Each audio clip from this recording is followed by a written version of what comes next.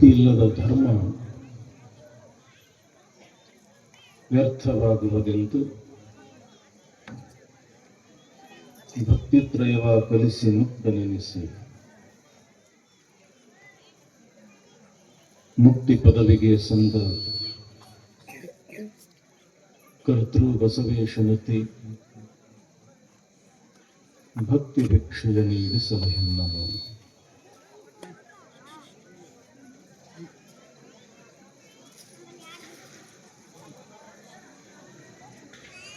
ಇಲ್ಲಿ ದಾಸೋಹದೊಳಗೆ ಸ್ವಲ್ಪ ಸಮಾಧಾನ ಇದ್ದರೆ ಸರಿ.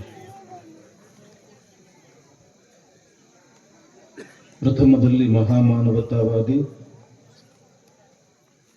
ವಿಶ್ವಗುರು, ವಿಶ್ವವಂದ್ಯ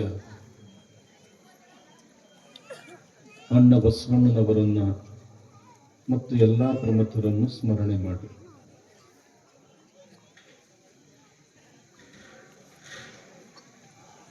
ಆರಾಧ್ಯ ಗುರುದೇವರಾಗಿರ್ತಕ್ಕಂಥ ಹಾನಗಲ್ಲ ಗುರುಕುಮಾರ ಶಿವಯೋಗಿಗಳವರ ಶ್ರೀಚರಣಗಳನ್ನು ಮಸ್ತಕದ ಮೇಲೆ ಧರಿಸಿ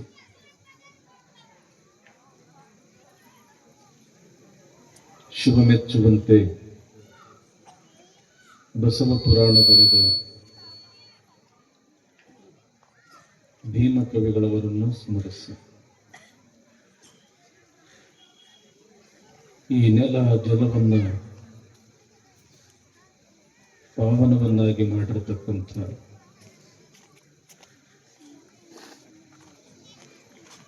ಶಿವಲಿಂಗೇಶ್ವರರನ್ನು, ಶರಣ ಶಿವಲಿಂಗೇಶ್ವರರನ್ನು, ಗುರುಶಾಂತೇಶ್ವರರನ್ನು ಕೂಡ ಸ್ಮರಣೆ ಮಾಡಿ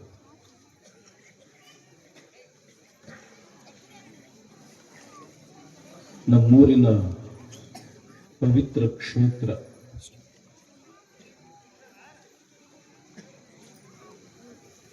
ಈ ಖಂಡೇಶ್ವರ ದೇವಸ್ಥಾನ ಅತ್ಯಂತ ಜಾಗೃತ ಸ್ಥಾನ. ಬೇಡಿದವರ ಇಷ್ಟಾರ್ಥಗಳನ್ನು ಪೂರೈಸತಕ್ಕಂಥ ಒಂದು ಪುಣ್ಯಕ್ಷೇತ್ರ.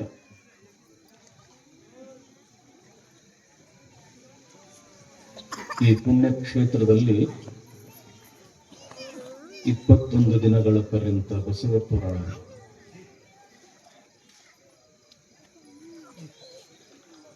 ಗೌರವಾಧ್ಯಕ್ಷರಾಗಿರ್ತಕ್ಕಂತಹ ಶ್ರೀಮನ್ ನಿರಂಜನ ಪ್ರಣವ ಸ್ವರೂಪ ಅಭಿನವ ಶಿವಲಿಂಗೇಶ್ವರ ಮಹಾಸ್ವಾಮಿಗಳವರ ಮತ್ತು ಶಟಸ್ಥಲ ಬ್ರಹ್ಮ ಶಾಂತವೀರ ಶಿವಾಚಾರ್ಯರ ಶ್ರೀಪಾದಗಳಲ್ಲಿ ನತಮಸ್ತಕನಾಗಿ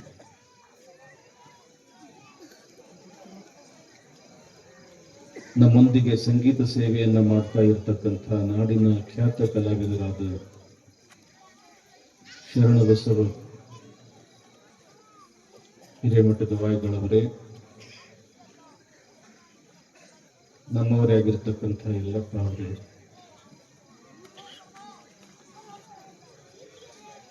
ಬಸವಣ್ಣನ ಸ್ಥಾನದಲ್ಲಿ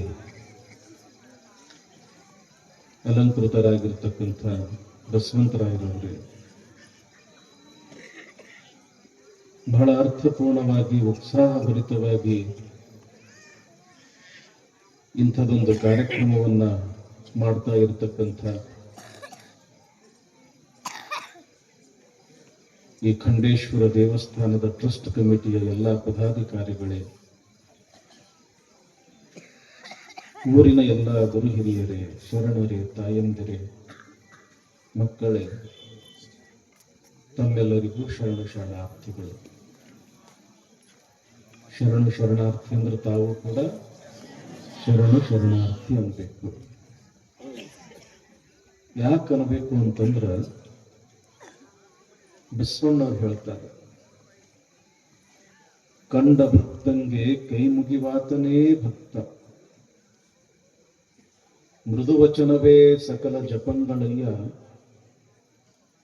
ಮೃದುವಚನವೇ ಸಕಲ ತಪಂಗಳಯ್ಯ, ಸದುವಿನಯವೇ ಸದಾಶಿವನ ಒಲಿಮೆಯಯ್ಯ ಕೂಡಲ ಸಂಗಮ ದೇವ ಅಂತ. ಯಾರು ಶರಣು ಅಂತಾರ, ಯಾರು ಶರಣು ಶರಣಾರ್ಥಿ ಅಂತಾರ,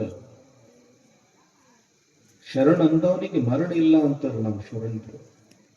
ಅಂದ್ರೆ ಕಷ್ಟಗಳೆಲ್ಲವೂ ಕೂಡ ದೂರ ಆಗಿಬಿಡ್ತಾವ. ಅವರ ಜೀವನ ಸುಖಮಯ ಆಗ್ತವನ್ನೋ ಕಾರಣಕ್ಕಾಗಿ ಯಾವಾಗಲೂ ಕೂಡ ನಾವು ಶರಣು ಅನ್ಕೊಂತ ಇರಬೇಕು. ಅಂತೀರಿ ಮತ್ತೊಮ್ಮೆಲ್ಲರೂ? ಎಲ್ಲರಿಗೂ ಶರಣು ಶರಣಾರ್ಥಿ.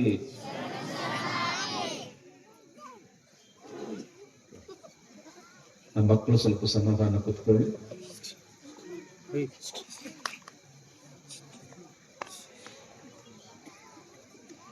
ಈ ಜಗತ್ತಿನಲ್ಲಿ ಅನೇಕ ಜನ ಚಿಂತಕರು, ಜ್ಞಾನಿಗಳು ಆಗಿ ಹೋಗಿದ್ದಾರೆ. ಅವರೆಲ್ಲರೂ ಒಂದು ವಿಚಾರದ ಬಗ್ಗೆ ಬಹಳ ಚಿಂತನೆಯನ್ನ ಮಾಡಿದರು. ಮನುಷ್ಯನ ಬದುಕು ಪರಮಾತ್ಮ ಕೊಟ್ಟಿರತಕ್ಕಂಥ ಅಮೂಲ್ಯ ಬದುಕು. ಈ ಬದುಕು ಸುಂದರ ಆಗಬೇಕಲ್ಲ, ಈ ಬದುಕು ದಿವ್ಯವಾಗಬೇಕು, ಈ ಬದುಕು ಭವ್ಯವಾಗಬೇಕಾಗಿತ್ತು ಅಂತಂದ್ರ ಹೆಂಗ ಅದನ್ನ ಸುಂದರಗೊಳಿಸಲಿಕ್ಕೆ ಸಾಧ್ಯ ಅದ ಅಂತ ಚಿಂತನೆಯನ್ನ ಮಾಡಿದ್ರು.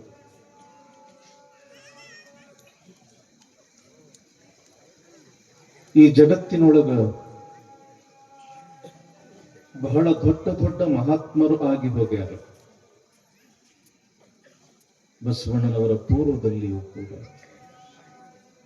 ಬಸವಣ್ಣನವರ ಕಾಲದಲ್ಲೂ ಅಂತೂ ಎಂಥೆಂಥ ಮಹಾತ್ಮರು.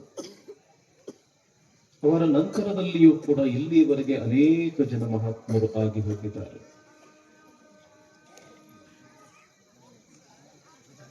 ಆದರೆ ಹುಟ್ಟುತ್ತಲೇ ಎಲ್ಲರೂ ಮಹಾತ್ಮರು ಅಂತ ಯಾರೂ ಕೂಡ ಹಣೆಯ ಮೇಲೆ ಲೇಬಲ್ ಅನ್ನು ಹಚ್ಚಿಕೊಂಡು ಬಂದಿರುವುದಿಲ್ಲ. ಮತ್ತು ಹುಟ್ಟುತ್ತಲೇ ಯಾರೂ ಕೂಡ ಶ್ರೇಷ್ಠರೂ ಆಗೋದಿಲ್ಲ. ಈ ಪ್ರಕೃತಿ ಎಲ್ಲರಿಗೂ ಸರಿಸಮಾನವಾಗಿರತಕ್ಕಂಥ ಅವಕಾಶವನ್ನು ಕೊಟ್ಟದು. ಬಸವಣ್ಣವರು ನಮ್ಮ ಹಾಗೆ ಹುಟ್ಟಿದವರು, ಚನ್ನಬಸವಣ್ಣವರು ನಮ್ಮ ಹಾಗೆ ಹುಟ್ಟಿದವರು, ಗೌತಮ ಬುದ್ಧನು ಕೂಡ ನಮ್ಮ ಹಾಗೆ ಹುಟ್ಟಿದವರು, ವಿವೇಕಾನಂದರು, ಪರಮಹಂಸರು, ಹಾನಗಲ್ಲ ಕುಮಾರ ಶಿವಯೋಗಿಗಳು, ಅಬ್ದುಲ್ ಕಲಾಂ ರವರಂಥವರು ಕೂಡ ನಾವು ನೀವು ಹೇಗೆ ಹುಟ್ಟಿದ್ದೀವಿ ಅವರು ಕೂಡ ಹಾಗೆ ಹುಟ್ಟಿದವರು. ಇವರು ದೊಡ್ಡವರು ಅಂತ ಯಾರು ಕೂಡ ಲೇಬಲ್ ಅನ್ನು ಹಚ್ಚಿಕೊಂಡು ಹುಟ್ಟಿದವರಲ್ಲ. ಹಾಗಾದ್ರೆ ದೊಡ್ಡವರು ಹೆಂಗಾಗ್ತಾರ ಮನುಷ್ಯರು? ಅವರಂಗ ನಮಗೂ ಕೂಡ ಆಗಾಕ ಬರ್ತದೇನೋ ಅನ್ನೋ ಒಂದು ವಿಚಾರ, ಚಿಂತನೆ ನಾವೆಲ್ಲರೂ ಕೂಡಿ ಮಾಡಬೇಕಾಗಿದೆ. ಒಂದು ಬಿಸ್ಲೇರಿ ಬಾಟ್ಲಿ ಅದ ಅಂತ ಇಟ್ಕೊಳ್ರಿ, ಹಾದಿಯೊಳಗ ಬಿದ್ದಿರ್ತದ, ಏನು ಅದರ ಬೆಲೆ? ವೇಸ್ಟ್ ಅನಿಸ್ತದ. ಯಾವನೋ ಒಬ್ಬ ಮೂಡ್ಕಾದವ ಬರ್ತಾನ, ಅದನ್ನ ತೆಗೆದುಕೊಳ್ತಾನ, ಚಪ್ಪಟೆ ಮಾಡ್ತಾನ, 20 ಪೈಸಕ್ಕೋ 4 ಒಂದು ರಂಗ ಅದನ್ನ ಮಾಡುತ್ತಾನೆ. ಅದೇ ಬಾಟ್ಲಿಯೊಳಗ ನೀವು ನೀರು ಹಾಕಿ ಮಾರಿ, ಆ ಬಾಟ್ಲಿ ಬೆಲೆ 20 ರೂಪಾಯಿ ಆಗ್ತದ. ಹಾಲು ಹಾಕಿ ಮಾರಿದ್ರ 50-60 ರೂಪಾಯಿ ಆಗ್ತದ. ಇನ್ನು ಒಳ್ಳೆ ಆಕಳು ತುಪ್ಪ ಹಾಕಿ ಮಾರಿದ್ರ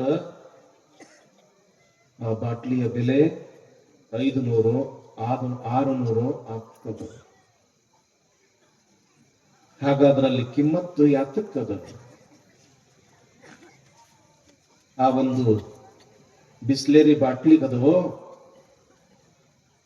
ಅಥವಾ ಅದರ ಒಳಗ ಇರ್ತಕ್ಕಂಥ ಒಂದು ಪದಾರ್ಥಕ್ಕದು? ಸ್ವಲ್ಪ ವಿಚಾರ ಮಾಡ್ರಿ.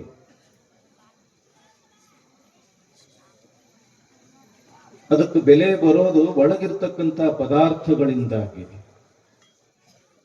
ಹಾಗೆ ನಮ್ಮ ಜೀವನವೂ ಕೂಡ ಆ ಒಂದು ಖಾಲಿ ಬಾಟ್ಲಿ ಇದ್ದಂಗದ. ನೀರು ಹಾಕರ ಒಂದಿಷ್ಟು ಬೆಲೆ ಹೆಚ್ಚು, ಹಾಲು ಹಾಕಿದ್ರ ಇನ್ನಷ್ಟು ಬೆಲೆ ಹೆಚ್ಚು, ಇನ್ನು ತುಪ್ಪ ಹಾಕಿದ್ರ ಇನ್ನೂ ಬಹಳ ಬೆಲೆ. ಹಂಗ ಖಾಲಿ ಬಾಟಲಿಯಂತೆ ಇರ್ತಕ್ಕಂಥ ಈ ದೇಹದೊಳಗ ಒಂದಿಷ್ಟು ಒಳ್ಳೆಯ ಗುಣಗಳನ್ನ ನಾವು ಅಳವಡಿಸಿಕೊಂಡ್ರ ನಮ್ಮ ಬೆಲೆ ಹೆಚ್ಚಾಗ್ತದ. ದೇಹಕ್ಕೆ ಬೆಲೆ ಇಲ್ಲ, ನಮ್ಮ ಒಳಗಡೆ ಇರ್ತಕ್ಕಂತಹ ಗುಣಗಳಿಗೆ ಬೆಲೆ ಅದ. ನಮ್ಮಲ್ಲಿ ಇರ್ತಕ್ಕಂಥ ಆದರ್ಶಗಳಿಗೆ ಬೆಲೆ ಸಿಗುತ್ತದ. ನಮ್ಮಲ್ಲಿ ಇರ್ತಕ್ಕಂಥ ಮಾನವೀಯ ಮೌಲ್ಯಗಳಿಗೆ ಬೆಲೆ ಸಿಗುತ್ತದ. ಯಾವ ವ್ಯಕ್ತಿಯಲ್ಲಿ ಮಾನವೀಯ ಮೌಲ್ಯಗಳದಾವ, ಯಾವ ವ್ಯಕ್ತಿಗಳಲ್ಲಿ ಒಳ್ಳೊಳ್ಳೆ ಗುಣಗಳಿದಾವೆ, ಆ ವ್ಯಕ್ತಿ ಈ ಪ್ರಪಂಚದೊಳಗೆ ದೊಡ್ಡವನು ಅನಿಸಿಕೊಳ್ಳುತ್ತಾನೆ ಹೊರತು ಎಲ್ಲರೂ ಅನಿಸಿಕೊಳ್ಳುವುದಿಲ್ಲ. ದೊಡ್ಡವರು ಅನಿಸ್ಕೋಬೇಕು ಅನ್ನೋ ಆಶೆ ಯಾರಿಗಿರುವುದಿಲ್ಲ ಹೇಳ್ರಿ? ನಮ್ಮ ಮನೆಯೊಳಗೆ ನಾವು ದೊಡ್ಡವರು ಅನಿಸ್ಕೋಬೇಕು ಅನ್ನೋ ಆಶೆ ಸಹಜವಾಗಿಯೇ ಇರ್ತದ. ಕಡೆಗೆ ಓಣ್ಯಾಗಾದ್ರೂ 4 ಮಂದಿ ನಮಗೆ ದೊಡ್ಡವರು ಅನ್ಬೇಕು ಅನ್ನೋ ಆಶೆನೂ ಕೂಡ ಇರ್ತದ. ಕೆಲವೊಂದಿಷ್ಟು ಜನರಿಗೆ ಊರಾಗ ನಮಗೆ ದೊಡ್ಡವರು ಅಂತ ಅನ್ನಿಸ್ಕೊಳ್ಬೇಕು ಅನ್ನೋ ಆಶೆ ಇರ್ತದ. ದೊಡ್ಡವರು ಅಂತ ಅನ್ನಿಸ್ಕೊಳ್ಬೇಕಾಗಿತ್ತು ಅಂತಂದ್ರ ನಮ್ಮಲ್ಲಿ ದೊಡ್ಡ ದೊಡ್ಡ ಗುಣಗಳು ಇರಬೇಕು. ದೊಡ್ಡ ಗುಣಗಳು ಇದ್ದ ವ್ಯಕ್ತಿ ದೊಡ್ಡವ ಅಂತ ಅನ್ನಿಸ್ಕೊಳ್ತಾನ. ಒಳ್ಳೆಯ ಗುಣಗಳು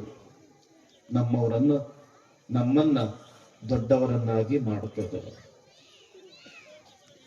ಒಬ್ಬ ವ್ಯಕ್ತಿ ಒಂದು ಆಳಂದ ಪಟ್ಟಣದೊಳಗೆ ನಡೆದಾನ. ಒಬ್ಬ ಯುವಕ ಆ ವ್ಯಕ್ತಿ ಹಿಂದ್ಗಡೆ ಹೋಗ್ತಾ ಇರತಕ್ಕಂಥ ಸಂದರ್ಭ, ಬೇಸಿಗೆ ದಿನ, ವಿಪರೀತ ಬಿಸಿಲು. ಪಾಪ ಆ ಅಜ್ಜನ ವಯಸ್ಸು ಬಹಳ ಆಗ್ಯದ, ಮುಪ್ಪಾನ ಮುದುಕ, ಆರಾಮ್ ಬೇರೆ ಇಲ್ಲ. ಆ ಬೇಸಿಗೆಯ ದಾಹಕ್ಕೆ ಏನಾತು ಅಂತಂದ್ರ ಕಣ್ಣಿಗೆ ಚಕ್ರ ಬಂತು, ಧಪ್ ಅಂತ ಬಿದ್ದ, ಮೂರ್ಛೆ ಹೋಗಿ ಬಿಟ್ಟ. ಆತನ ಹಿಂದೆ ಇರತಕ್ಕಂಥ ಆ ಯುವಕ ಇವನನ್ನ ನೋಡ್ದ, ಮೂರ್ಛೆ ಹೋಗ್ಯಾನ, ಯಾರನ್ನೋದು ಗೊತ್ತಿಲ್ಲ.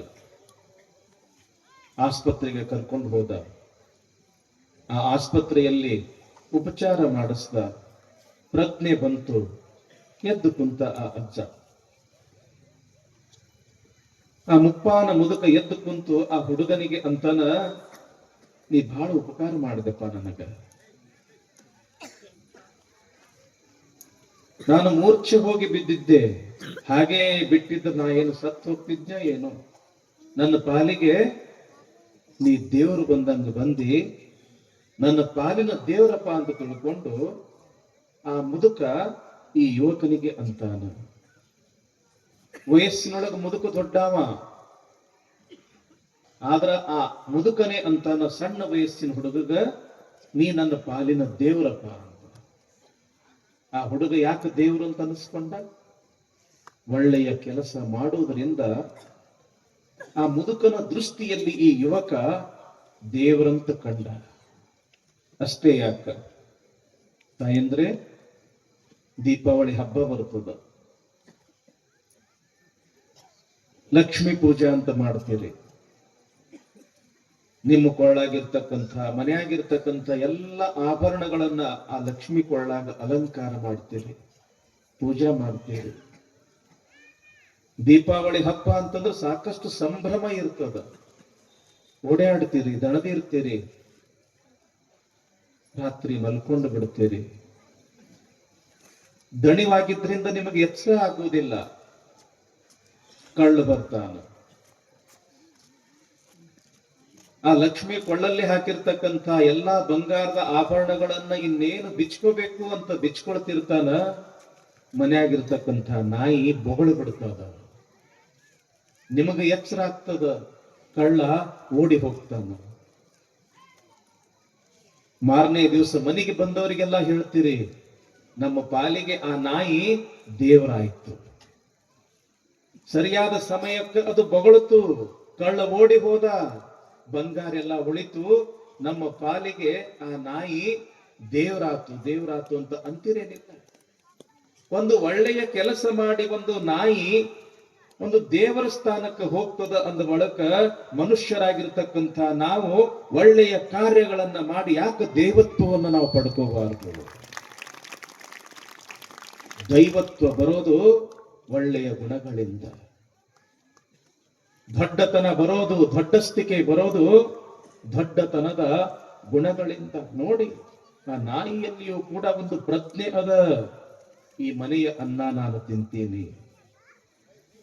ಕಳ್ಳ ಬಂದಾನ, ಕದ್ಕೊಂಡು ಹೋಗ್ತಾನ, ನನ್ನ ಮಾಲಕನಿಗೆ ಯಜಮಾನನಿಗೆ ಅನ್ಯಾಯ ಆಗ್ತದ ಅಂತ ತನ್ನ ಜೀವದ ಹಂಗು ತೊರೆದು ಕಳ್ಳನಿಗೆ ಅದು ಹೋರಾಟಕ್ಕೆ ಹೋಗ್ತದ ಕಳ್ಳನ ಜೊತೆಗೆ. ಪ್ರಾಣಿಗಳಲ್ಲಿಯೂ ಕೂಡ ಎಂಥ ಒಂದು ಪ್ರಜ್ಞೆ ಅದ ಅಲ್ಲ. ನೋಡ್ರಿ, ಇವತ್ತೊಂದು ಸಿಂಡಿಕೇಟ್ ಬ್ಯಾಂಕ್ ಅಂತ ಅದ. ಅದ್ರ ಸಿಂಬಲ್ ಏನ್ರಿಪ್ಪ? ನಾಯಿ. ಎಲ್ಲಿಯಾದ್ರೂ ಕೂಡ ಮನುಷ್ಯನ ಸಿಂಬಲ್ ಇದ್ದಿದ್ ನೋಡ್ರಿ ಏನ್ರಿ?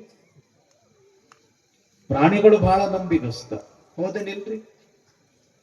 ಪ್ರಾಣಿಗಳು ಬಹಳ ನಂಬಿಗಸ್ತ. ಎಲ್ಲಿಯೂ ಕೂಡ ಮನುಷ್ಯನ ಸಿಂಬಲ್ ಹಾಕಿಲ್ಲ, ಪ್ರಾಣಿಗಳ ಸಿಂಬಲ್ ಹಾಕಿದಾರ. ಹುಲಿ ಹಾಕಿದಾರ, ಸಿಂಹ ಹಾಕಿದಾರ, ನಾಯಿ ಹಾಕಿದಾರ, ಹೌದಲ್ಲ? ಮನುಷ್ಯನ ಸಿಂಬಲ್ ಎಲ್ಲಿರ್ತಾವ ಹೇಳ್ರಿ? ಪುರುಷರಿಗಾಗಿ, ಈ ಕಡೆ ಸ್ತ್ರೀಯರಿಗಾಗಿ ಅಂತ ತಿಳ್ಕೊಂಡು ಹಾಕಿರ್ತಾರೆ. ಅಲ್ಲಿಗೆ ಬಂದದ ಮನುಷ್ಯನ ಪರಿಸ್ಥಿತಿ. ಯಾಕೆ ಈ ಮಾತು ಹೇಳ್ತೀನಿ ಅಂತಂದ್ರೆ, ದೊಡ್ಡ ಗುಣಗಳನ್ನ ಬೆಳೆಸಿಕೊಳ್ಳೋಣದ್ರಿಂದ ವ್ಯಕ್ತಿ ದೊಡ್ಡವನಾಗ್ತಾನೆ. ಅಂಥ ದೊಡ್ಡ ಗುಣಗಳನ್ನ ಬೆಳೆಸ್ಕೊಳ್ಳಕ್ಕ ನಮಗೊಂದು ಬೇಕಲ್ಲ, ಒಂದು ಸ್ಥಾನ ಬೇಕಲ್ಲ, ಒಂದು ಉಪಾಧಿ ಬೇಕಲ್ಲ. ಎಲ್ಲಿ ನಾವು ಹೋದ್ರೂ ದೊಡ್ಡ ಗುಣಗಳನ್ನ ಬೆಳೆಸ್ಕೊಳ್ಳಿಕ್ಕೆ ಸಾಧ್ಯ ಅದ ಅಂತಂದ್ರೆ, ಯಾರು ಒಳ್ಳೆಯವರದಾರ, ಯಾರಿಂದ ನಮಗ ಒಳ್ಳೆಯ 4 ಮಾತುಗಳು ಸಿಗ್ತಾವ, ಯಾರಿಂದ ನಮಗ 4 ಒಳ್ಳೆಯ ಮಾರ್ಗದರ್ಶನ ಪರವಾಗಿರ್ತಕ್ಕಂಥ ಬೆಳಕು ಸಿಗ್ತದ, ಅಲ್ಲಿ ಹೋದ್ರೆ ನಮಗ ಒಳ್ಳೆಯತನ ಸಿಗ್ತದ. ಅದರಿಂದ ನಾವು ಒಳ್ಳೆಯವರು ಆಗ್ಲಿಕ್ಕೆ ಸಾಧ್ಯ ಅಂತ ತಿಳ್ಕೊಂಡು ಏನು ಮಾಡ್ಯಾರ ನಮ್ಮ ಹಿಂದಿನ ಹಿರಿಯರು ಅಂತಂದ್ರ, ವರ್ಷದೊಳಗೆ 1 ಸಲನೋ 2 ಸಲನೋ ಅಥವಾ ಜಾತ್ರೆ ಯಾತ್ರೆ ಇದ್ದಾಗ ಏನಾದ್ರೂ ಕೂಡ ಒಂದು ವಿಶೇಷ ಕಾರ್ಯಕ್ರಮಗಳು ಹಮ್ಮಿಕೊಂಡಾಗ ಇಂಥ ಬಸವ ಪುರಾಣದ ಮುಖಾಂತರ ಒಳ್ಳೆಯವರ ಸಹವಾಸ ಮಾಡಿ ಒಳ್ಳೆಯ 4 ನುಡಿಗಳ ಕೇಳಿಸ್ತಕ್ಕಂಥ ಸೌಭಾಗ್ಯ ನಮ್ಮ ಹಿಂದಿನ ಹಿರಿಯರು ಸಾವಿರಾರು ವರ್ಷಗಳಿಂದ ನಮಗೆ ಕೊಡುಕೊಂತ ಬಂತಾರೆ. ಬಹಳ ಶಕ್ತಿ ಇರ್ತದ ಇದರೊಳಗ. ಎಲ್ಲಿ ಪಾಠ ನಡೆದದ, ಎಲ್ಲಿ ಪ್ರವಚನ ನಡೆದದ, ಎಲ್ಲಿ ದೊಡ್ಡವರ 4 ಉಪದೇಶ ಪರವಾಗಿರ್ತಕ್ಕಂಥ ಮಾತುಗಳು ಕೇಳಲಿಕ್ಕೆ ಸಿಗ್ತದ, ಅದಕ್ಕೆ ನಾವು ಸತ್ಸಂಗ ಅಂತ ಕರಿತೀವಿ. ಆ ಮಾತುಗಳನ್ನ ನಾವು ಕೇಳೋದ್ರಿಂದ, ನಮ್ಮ ಜೀವನದಲ್ಲಿ ನಾವು ಅಳವಡಿಸಿಕೊಳ್ಳೋಣದ್ರಿಂದ ನಾವು ದೊಡ್ಡವರಾಗ್ಲಿಕ್ಕೆ ಸಾಧ್ಯ. ನಾನು ಬಹಳ ಚಿಕ್ಕವನಾಗಿ ಇದ್ದಿರ್ತಕ್ಕಂತಹ ಸಮಯದೊಳಗೆ ಮಠದಾಗ ಪುರಾಣ ನಡೀತಿತ್ತು. ಆವಾಗ ಅಥಣಿಯ ಶಕ್ತರ ಮಠದ ಸ್ವಾಮಿಗಳು ಅಂತ ಬರ್ತಿದ್ರು, ನಿಮಗೆಲ್ಲ ನೆನಪಿರಬೇಕು, ಶಂಕರ ಸ್ವಾಮಿಗಳು. ಅವರು ಕೂಡ ಬಸವ ಪುರಾಣ ಹೇಳಾಕ ಬರ್ತಿದ್ರು. ನಮಗೇನೂ ತಿಳಿತಿದ್ದಿಲ್ಲ, ಉಡಾಳ್ರು, ತುಂಟ್ರು, ನೀವೇನಂತೀರಲ್ಲ ಔಚಾರಿ ಅಂತ ಕರಿತೀರಲ್ಲ, ಔಚಾರಿ ನಾವು ಬಾಳೆಲ್ಲ. ಆದ್ರೆ ಪುರಾಣದಲ್ಲಿ ಕೇಳಿರ್ತಕ್ಕಂಥ 4 ಒಳ್ಳೆಯ ನುಡಿಗಳು, ಒಳ್ಳೆಯ ಮಾತುಗಳು, ಅವರ ಒಂದು ಮಾರ್ಗದರ್ಶನ, ಶಿವಲಿಂಗ ಅಪ್ಪ ಅವರ ಒಂದು ಪುಣ್ಯ, ಅವರ ಆಶೀರ್ವಾದ ಇವತ್ತ ನಮ್ಮನ್ನ ಈ ಸಮಾಜದೊಳಗೆ ಗುರುತಿಸಿಕೊಳ್ಳುವಂಗ ಮಾಡ್ಯದ. ಯಾಕ? ದೊಡ್ಡವರ ಸಹವಾಸ ಮಾಡಿವಿ ಅಂತ ತಿಳ್ಕೊಂಡು ಇವತ್ತು ಸಮಾಜದೊಳಗೆ ನಮಗೊಂದಿಷ್ಟು ಬೆಳಕು ಕಾಣಕತ್ತದ. दुनिया के सब राजा मिलकर जो चीज नहीं दे सकते, दुनिया के सब सैनिकों ने मिलकर जो चीज नहीं दे सकते, जहां हजारों हजारों जन्मों के माता पिता मिलकर जो चीज नहीं दे सकते, वह चीज सत्संग में हंसते हंसते मिल जाती है ಅಂತ ಬರೀತಾರೆ. ಈ ಪ್ರಪಂಚದಲ್ಲಿ ಇರ್ತಕ್ಕಂಥ ಎಲ್ಲ ರಾಜ ಮಹಾರಾಜರುಗಳು ಕೂಡಿ ಯಾವ ವಸ್ತು ನಮ್ಗೆ ಕೊಡ್ಲಿಕ್ಕೆ ಅಸಾಧ್ಯವೋ, ಈ ಪ್ರಪಂಚದಲ್ಲಿ ಇರ್ತಕ್ಕಂಥ ಎಲ್ಲ ಯೋಧರುಗಳು ಕೂಡಿ ಯಾವ ವಸ್ತು ನಮ್ಗೆ ಕೊಡ್ಲಿಕ್ಕೆ ಅಸಾಧ್ಯವೋ, ಅಷ್ಟೇ ಅಲ್ಲ, ನಾವು ಈ ಮಾನವ ಜನ್ಮಕ್ಕೆ ಬರಬೇಕಾಗಿತ್ತು ಅಂತಂದ್ರೆ ಇದೇ ಮೊದಲನೇ ಸಲ ಬಂದಿಲ್ಲ. ಇಂದು ಸಾವಿರ ಅಲ್ಲ, ಲಕ್ಷ ಲಕ್ಷ ಜನ್ಮಗಳನ್ನ ದಾಟಿ ನಾವು ಈ ಮನುಷ್ಯ ಜನ್ಮಕ್ಕೆ ಬಂದೀವಿ. ಈ ಹಿಂದಿನ ಜನ್ಮದಲ್ಲಿ ಆಗಿ ಹೋಗಿರ್ತಕ್ಕಂಥ ಎಲ್ಲಾ ತಂದೆ ತಾಯಿಗಳು ಕೂಡಿ ಯಾವ ವಸ್ತು ನಮ್ಗೆ ಕೊಡಕ ಆಗುವುದಿಲ್ವೋ ಅಂಥ ವಸ್ತು ಇಂಥ ಪಾಠ ಪ್ರವಚನದೊಳಗೆ ಸಹಜವಾಗಿ ಸಿಕ್ಕಿ ಬಿಡ್ತದಂತ ಅಷ್ಟೊಂದು ದೊಡ್ಡ ಶಕ್ತಿ ಇರೋದು ಈ ಒಂದು ಮಹಾತ್ಮರ 4 ನುಡಿಗಳನ್ನ ಕೇಳೋದ್ರೊಳಗ. ಬಂದೀರಿ, ನಮ್ಮ ತಾಯಂದ್ರು ಹೆಚ್ಚಿನ ಸಂಖ್ಯೆಯೊಳಗೆ ಬಂದೀರಿ, ನಮ್ಮ ಶರಣರು ಕೂಡ ಹೆಚ್ಚಿನ ಸಂಖ್ಯೆಯೊಳಗೆ ಬಂದೀರಿ. ಏನು ಒಂದು ತಾಸ ಎಲ್ಲವನ್ನ ಮರೆತು ಮೈಯೆಲ್ಲ ಕಿವಿಯಾಗಿ ಆ ಬಸವಣ್ಣನ 4 ಮಾತುಗಳನ್ನ ಕೇಳ್ತಾ ಹೋದ್ರು ಸಾಕು. ಏನು ಆನಂದ ಅದು, ಏನು ಅನುಭೂತಿ ಅದು. ಬಹಳ ದೊಡ್ಡ ಶಕ್ತಿ, ಬಹಳ ದೊಡ್ಡ ಶಕ್ತಿ ಅದು. 4 ಮಾತಿನೊಳಗೆ ಶಕ್ತಿ ಬಹಳ ಅದ. ಮಹಾತ್ಮರ ಒಂದು ಸಾನ್ನಿಧ್ಯದೊಳಗ ಬಹಳ ದೊಡ್ಡ ಶಕ್ತಿ ಇರುತ್ತದೆ. ಅಕ್ಕ ಮಹಾದೇವಿ ಹೇಳ್ತಾಳೆ, ಮರ ಮರ ಮಥನಿಸಿ ಕಿಚ್ಚು ಹುಟ್ಟಿ ಸುತ್ತಣ ತರು ಮರಾದಿಗಳ ಸುಡಲಾಯಿತ್ತು. ಆತ್ಮ ಆತ್ಮ ಮಥನಿಸಿ ಜ್ಞಾನಾಗ್ನಿ ಹುಟ್ಟಿ ಹೊದ್ದಿರ್ದ ತನು ಗುಣಾದಿಗಳ ಸುಡಲಾಯಿತ್ತು. ಇದು ಕಾರಣ ಮಹಾನುಭಾವಿಗಳ ಸಂಗವನೇ ಕರುಣಿಸಿ ಅನ್ನ ಮುಳುಗಿಕೊಳ್ಳ ಚನ್ನ ಮಲ್ಲಿಕಾರ್ಜುನ. ಕಾಡಿಗೆ ಬೆಂಕಿ ಹತ್ತಿರ್ತದ, ಯಾರು ಹಚ್ಚಿರುವುದಿಲ್ಲ. ಹೆಂಗ್ ಹತ್ತದ ಕಾಡಿಗೆ ಬೆಂಕಿ? ಜೋರಾಗಿ ಗಾಳಿ ಬೀಸ್ತು ಅಂತಂದ್ರ ಆ ಗಾಳಿಯ ರಭಸಕ್ಕ ಮರದ ಪಂಗೆಗಳು ಒಂದು ಪಂಗೆಗೆ ಇನ್ನೊಂದು ಪಂಗೆ ಘರ್ಷಣೆಯಾಗಿ ತಿಕ್ಕಿ ತಿಕ್ಕಿ ಅಲ್ಲಿ ಬೆಂಕಿ ಉತ್ಪನ್ನ ಆಗ್ತದ. ಕಾಡಿಗೆ ಬೆಂಕಿ ಹತ್ತದ. ಗಿಡ ಗಂಟಿ ಸುಡ್ತಾವ, ತರುಲತೆಗಳು ಸುಡ್ತಾವ. ಅಲ್ಲಿ ಇರ್ತಕ್ಕಂಥ ಪಶು ಪಕ್ಷಿ ಪ್ರಾಣಿಗಳೆಲ್ಲವೂ ಕೂಡ ಸುಟ್ಟು ಬೂದಿಯಾಗ್ತದ. ಯಾಕ? ಅಲ್ಲಿ ಘರ್ಷಣೆ ನಡೆದಿರ್ತದ. ಹಂಗ ಎಲ್ಲಿ ಪಾಠ ನಡೆದದ, ಎಲ್ಲಿ ಪ್ರವಚನ ನಡೆದದ, ಎಲ್ಲಿ ಮಹಾತ್ಮರ 4 ನುಡಿಗಳು ನಮಗ ಕೇಳಾಕ ಸಿಗಾಕತ್ತವ, ಅಲ್ಲಿಯೂ ಕೂಡ ಒಂದು ಘರ್ಷಣೆ ನಡೀತದ. ಅಲ್ಲಿಯೂ ಕೂಡ ಬೆಂಕಿ ಹತ್ತದ, ಅಲ್ಲಿಯೂ ಕೂಡ ಒಂದಿಷ್ಟು ಸುಡುತ್ತದ. ಹೆಂಗ್ರಿ ಅಪ್ಪವ್ರ ಅಂತ ನೀವು ಕೇಳಬಹುದು. ಹೇಳ್ತಕ್ಕಂಥ ಒಂದು ಆತ್ಮಗಳು, ಕೇಳತಕ್ಕಂಥ ಇಷ್ಟೊಂದು ಆತ್ಮಗಳು, ಈ ಹೇಳುವ ಕೇಳುವ ಚಿಂತನೆ ಎಂಬತಕ್ಕಂಥದ್ದು ನಡೆದದಲ್ಲ. ಇಲ್ಲಿ ಪ್ರವಚನ ಜ್ಞಾನ ಅರಿವು ಎಂಬತಕ್ಕಂಥದ್ದು ಸಿಗಾಕತ್ತದಲ್ಲ. ಈ ಹೇಳುವ ಕೇಳುವ ನಡಬರ್ಕ ಎಂಥ ಬೆಂಕಿ ಹುಟ್ಟುತ್ತದ ಅಂತಂದ್ರ ತಿಳುವಳಿಕೆ ಅನ್ನೋ ಬೆಂಕಿ ಹುಟ್ಟುತ್ತದ, ಜ್ಞಾನ ಅನ್ನೋ ಬೆಂಕಿ ಹುಟ್ಟುತ್ತದ, ಅರಿವು ಅನ್ನೋ ಬೆಂಕಿ ಹುಟ್ಟುತ್ತದ.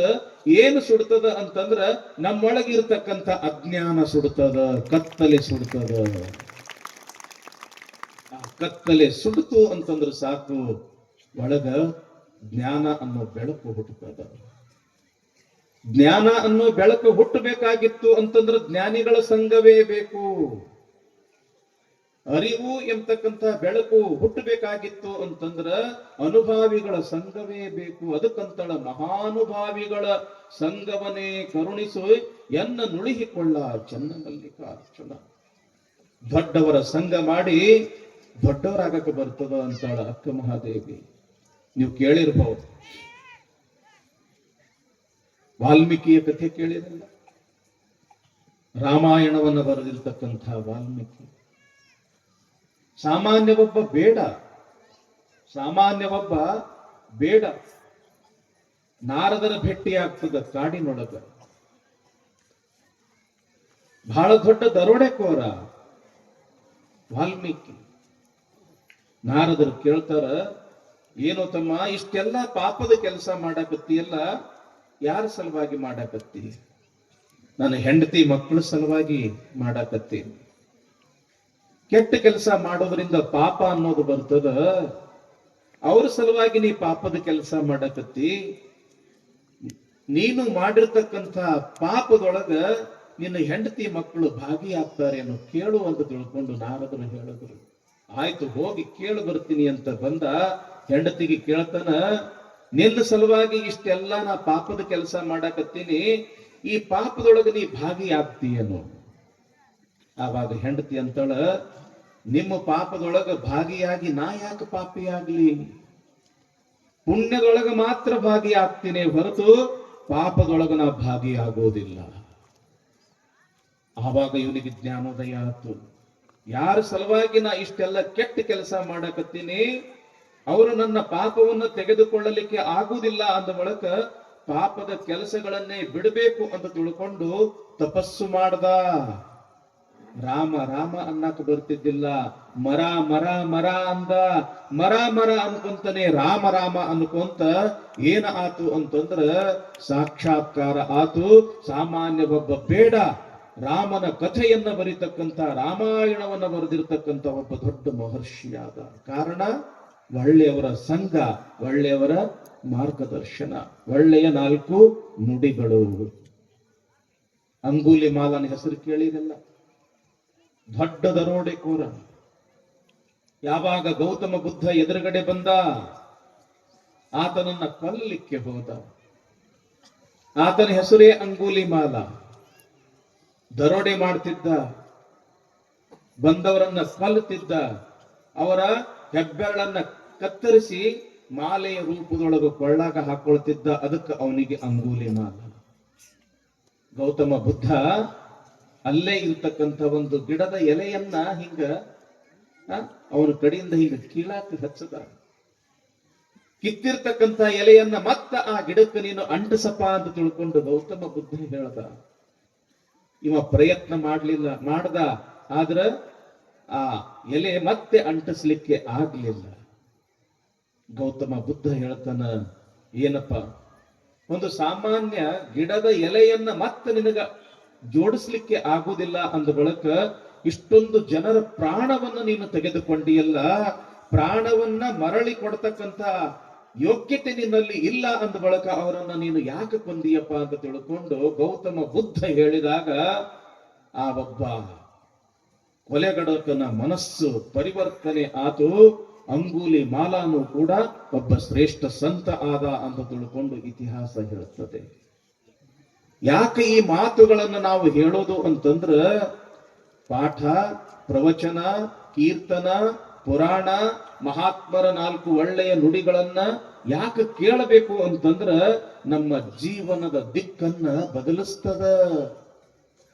ಕತ್ತಲೆಯಲ್ಲಿ ಇರ್ತಕ್ಕಂಥ ನಮ್ಮ ಬದುಕನ್ನ ಬೆಳಕಿಗೆ ಕರೆದುಕೊಂಡು ಬರತಕ್ಕಂಥ ಈ ಶಕ್ತಿ ಮಹಾತ್ಮರ ಹತ್ರ ಇರ್ತದ ಅನ್ನೋ ಕಾರಣಕ್ಕಾಗಿ ಸಾರ ಸಜ್ಜನರ ಸಂಘ ಲೇಸ ಕಂಡಯ್ಯ, ದೂರ ದುರ್ಜನರ ಸಂಘ ಅದು ಭಂಗವಯ್ಯ. ಸಂಘದಲ್ಲಿ 2 ಒಂದು ಬಿಟ್ಟು ಒಂದು ಹಿಡಿ, ಮಂಗಲ ಮೂರ್ತಿ ನಮ್ಮ ಕೂಡಲ ಸಂಗಮ ದೇವನ ಅಂತ ಬಸವಣ್ಣವರು ಹೇಳ್ತಾರೆ. ಅದಕ್ಕ ನಮ್ಮ ಗ್ರಾಮ, ನಮ್ಮ ಹಿಪ್ಪರಿಗೆಯ ಗ್ರಾಮ ಯಾವಾಗಲೂ ಕೂಡ ಮಹಾತ್ಮರ ಸಂಘದಲ್ಲೇ ಬಂದಿರತಕ್ಕಂತಹ ಗ್ರಾಮ. ಯಾವಾಗಲೂ ಮಠದೊಳಗ ಅಜ್ಜಾರಿರಬೇಕು, ಭಕ್ತರಲ್ಲಿ ದರ್ಶನಕ್ಕೆ ಹೋಗ್ಬೇಕು, ಅಜ್ಜವರು ಅವರಿಗೆ ಆಶೀರ್ವಾದ ಮಾಡಬೇಕು, 4 ಒಳ್ಳೆಯ ಮಾತುಗಳನ್ನ ಹೇಳಬೇಕು. ಯಾವಾಗ ಇಂಥ ಗುಡಿ ಗುಂಡಾರ ಮಠ ಮಂದಿರ ಒಂದು ಶುಭ ಕಾರ್ಯಗಳಿರ್ತಾವ, ಅಂಥ ಸಂದರ್ಭದಲ್ಲಿ 4 ಒಳ್ಳೆಯ ನುಡಿಗಳನ್ನ ದೊಡ್ಡ ದೊಡ್ಡ ವ್ಯಕ್ತಿಗಳಿಂದ ಕೇಳಿಸ್ತಕ್ಕಂಥ ಒಂದು ಏನು ದೊಡ್ಡ ಕೆಲಸ ನಮ್ಮ ಮಾದನ ಹಿಪ್ಪರಗಿ ಗ್ರಾಮದೊಳಗ ನಡೆದದ. ಹೀಗಾಗಿಯೇ ಇದು ಮಾದನ ಹಿಪ್ಪರಗಿ, ಮಹಾದನ ಹಿಪ್ಪರಗಿ, ಮಹಾತ್ಮರ ಹಿಪ್ಪರಗಿ ಅಂತ ಹೆಸರು ಪಡ್ಕೊಂಡದ ಜಗತ್ತಿನೊಳಗೆ. ಹೀಗಾಗಿ ಇಲ್ಲಿ ಬಸವ ಪುರಾಣ ಅಂತಂದ್ರ ಇಲ್ಲಿ ಬರ್ತಕ್ಕಂಥ ಆದರ್ಶಗಳು, ಇಲ್ಲಿ ಬರ್ತಕ್ಕಂಥ ರೀತಿಗಳು, ಇಲ್ಲಿ ಬರ್ತಕ್ಕಂಥ ಏನು ಅದು ಮಹಾತ್ಮರ ಜೀವನ ಚರಿತ್ರೆಗಳು, ಚಿಂತನೆಗಳು ಬಹಳ ಅದ್ಭುತ. ಹೀಗಾಗಿ ಬಿಡೋದು ಬಿಟ್ಟು 1 ಗಂಟೆ ಅನುಕೂಲ ಮಾಡಿಕೊಂಡು ಸೊಮ್ಮ ಮೈಯೆಲ್ಲ ಕಿವಿಯಾಗಿ ಬಸವಣ್ಣನ ಪ್ರವಚನ ಕೇಳಿದ್ರೆ ಸಾಕು, ಜೀವನ ಧನ್ಯ ಎಂಬತಕ್ಕಂಥ ಮಾತನ್ನ ಇಲ್ಲಿ ಪೀಠಿಕೆಯಲ್ಲಿ ತಿಳಿತಾ, ಇನ್ನು ಪುರಾಣ ಭಾಗಕ್ಕೆ ಬರೋದಕ್ಕಿಂತ ಮುಂಚೆ ನಮ್ಮ ಗವಾಯಿಗಳು ಒಂದು ಹಾಡನ್ನ ಹೇಳ್ತಾರೆ, ನಂತರ ವಿಷಯ ಮುಂದುವರಿಸೋಣ.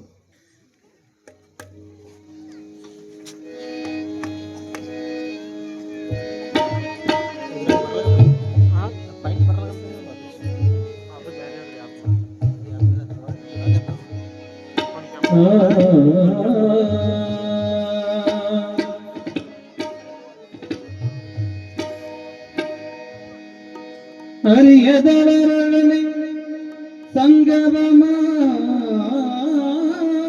ಮಾಡಿದಡೆ ಕಲ್ಲವೈದು ಕಿಡಿಯ ತೆಗೆದುಕೊಂಬಂತೆ ಬಲ್ಲವರೊಡನೆ ಸಂಗಮ ಮಾಡಿದಡೆ ಮೊಸರು ಹೊಸೆದು ಬೆಣ್ಣೆಯೋ ತೆಗೆದುಕೊಂಬಂತೆ ಚನ್ನ ಮಲ್ಲಿಕಾರ್ಜುನಯ್ಯನ ನಿಮ್ಮ ಶರಣರ ಸಂಗಮ ಮಾಡಿದಡೆ ಕರ್ಪೂರದ ಗಿರಿಯನು ಕೊಂಬಂತೆ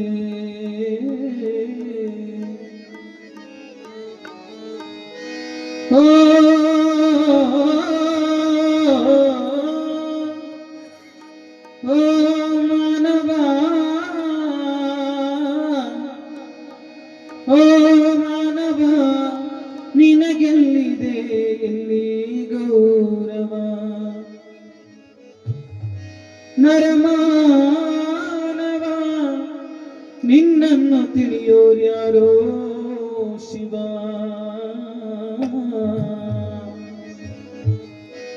ಓ ಮಾನವ ನಿನಗೆಲ್ಲಿದೆ ಇಲ್ಲಿ ಗೌರವ ನರಮಾನವ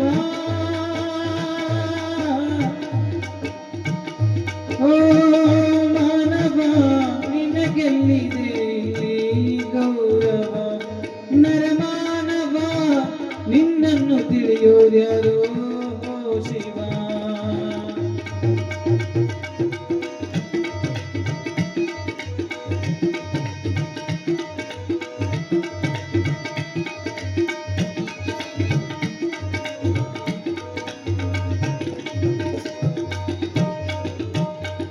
ಹಾವಿಗೆ ಹಾಲು ಎರೆದಾರು ಗೋವಿಗೆ ಪೂಜೆ ಮಾಡ್ಯಾರು ಹಾವಿಗೆ ಹಾಲು ಎರೆದಾರು ಗೋವಿಗೆ ಪೂಜೆ ಮಾಡ್ಯಾರು ಅಲ್ಲಿಯ ಶಕುನ ನಂಬ್ಯಾರೋ ಅಲ್ಲಿಯ ಶಕುನ ನಂಬ್ಯಾರೋ ನಿನ್ನ ಕಲ್ಲಿಗಿಂತ ಕಠಿಣ ಮಾಡ್ಯಾರೋ ನಿನ್ನ ಕಲ್ಲಿಗಿಂತ ಕಠಿಣ ಮಾಡ್ಯಾರೋ ಓ ಮಾನವ ನಿನಗೆಲ್ಲಿದೆ ಗೌರವ ನರಮಾನವ ನಿನ್ನನ್ನು ತಿಳಿಯೋರ್ಯಾರೋ ಓ ಶಿವ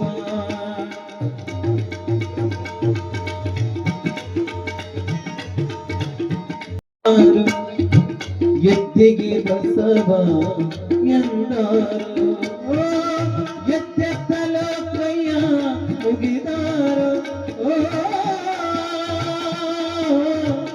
ಎತ್ತೆತ್ತಲೋ ಕೈಯ ಮುಗಿದಾರೋ ನಿನ್ನ ಕತ್ತಿಗಿಂತ ಕೀಳ ಮಾಡ್ಯಾರೋ ನಿನ್ನ ಕತ್ತಿಗಿಂತ ಕೀಳ ಮಾಡ್ಯಾರೋ ನರಮಾನವ ನಿನ್ನನ್ನು ತಿಳಿಯೋರ್ಯಾರೋ ಓ ಶಿವ ನರಮಾನವ ನಿನ್ನನ್ನು ಅರಿಯೋರ್ಯಾರೋ ಓ ಶಿವ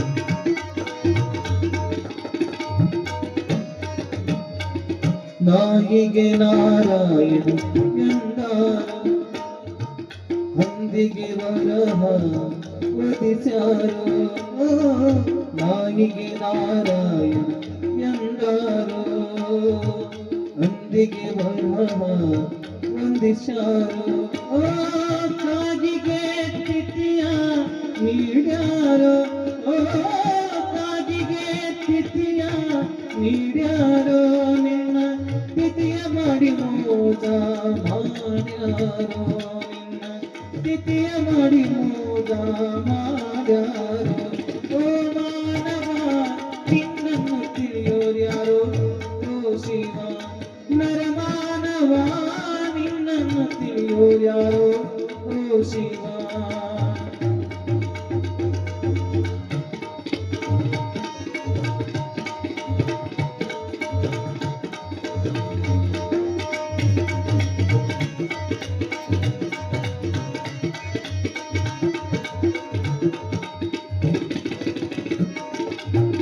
ಬೆಕ್ಕನ್ನು ಸಾಕಿ ನಕ್ಕಾರೋ ಇಲಿಗೆ ಮೋದಕ ಮುಖ್ಯಾರೋ ಬೆಕ್ಕನ್ನು ಸಾಕಿ ನಕ್ಕಾರೋ ಇಲಿಗೆ ಮೋದಕ ಮುಖ್ಯಾರೋ ಕುದುರಿಗೆ ಬೆಲೆಯ ಕಟ್ಟಾರೋ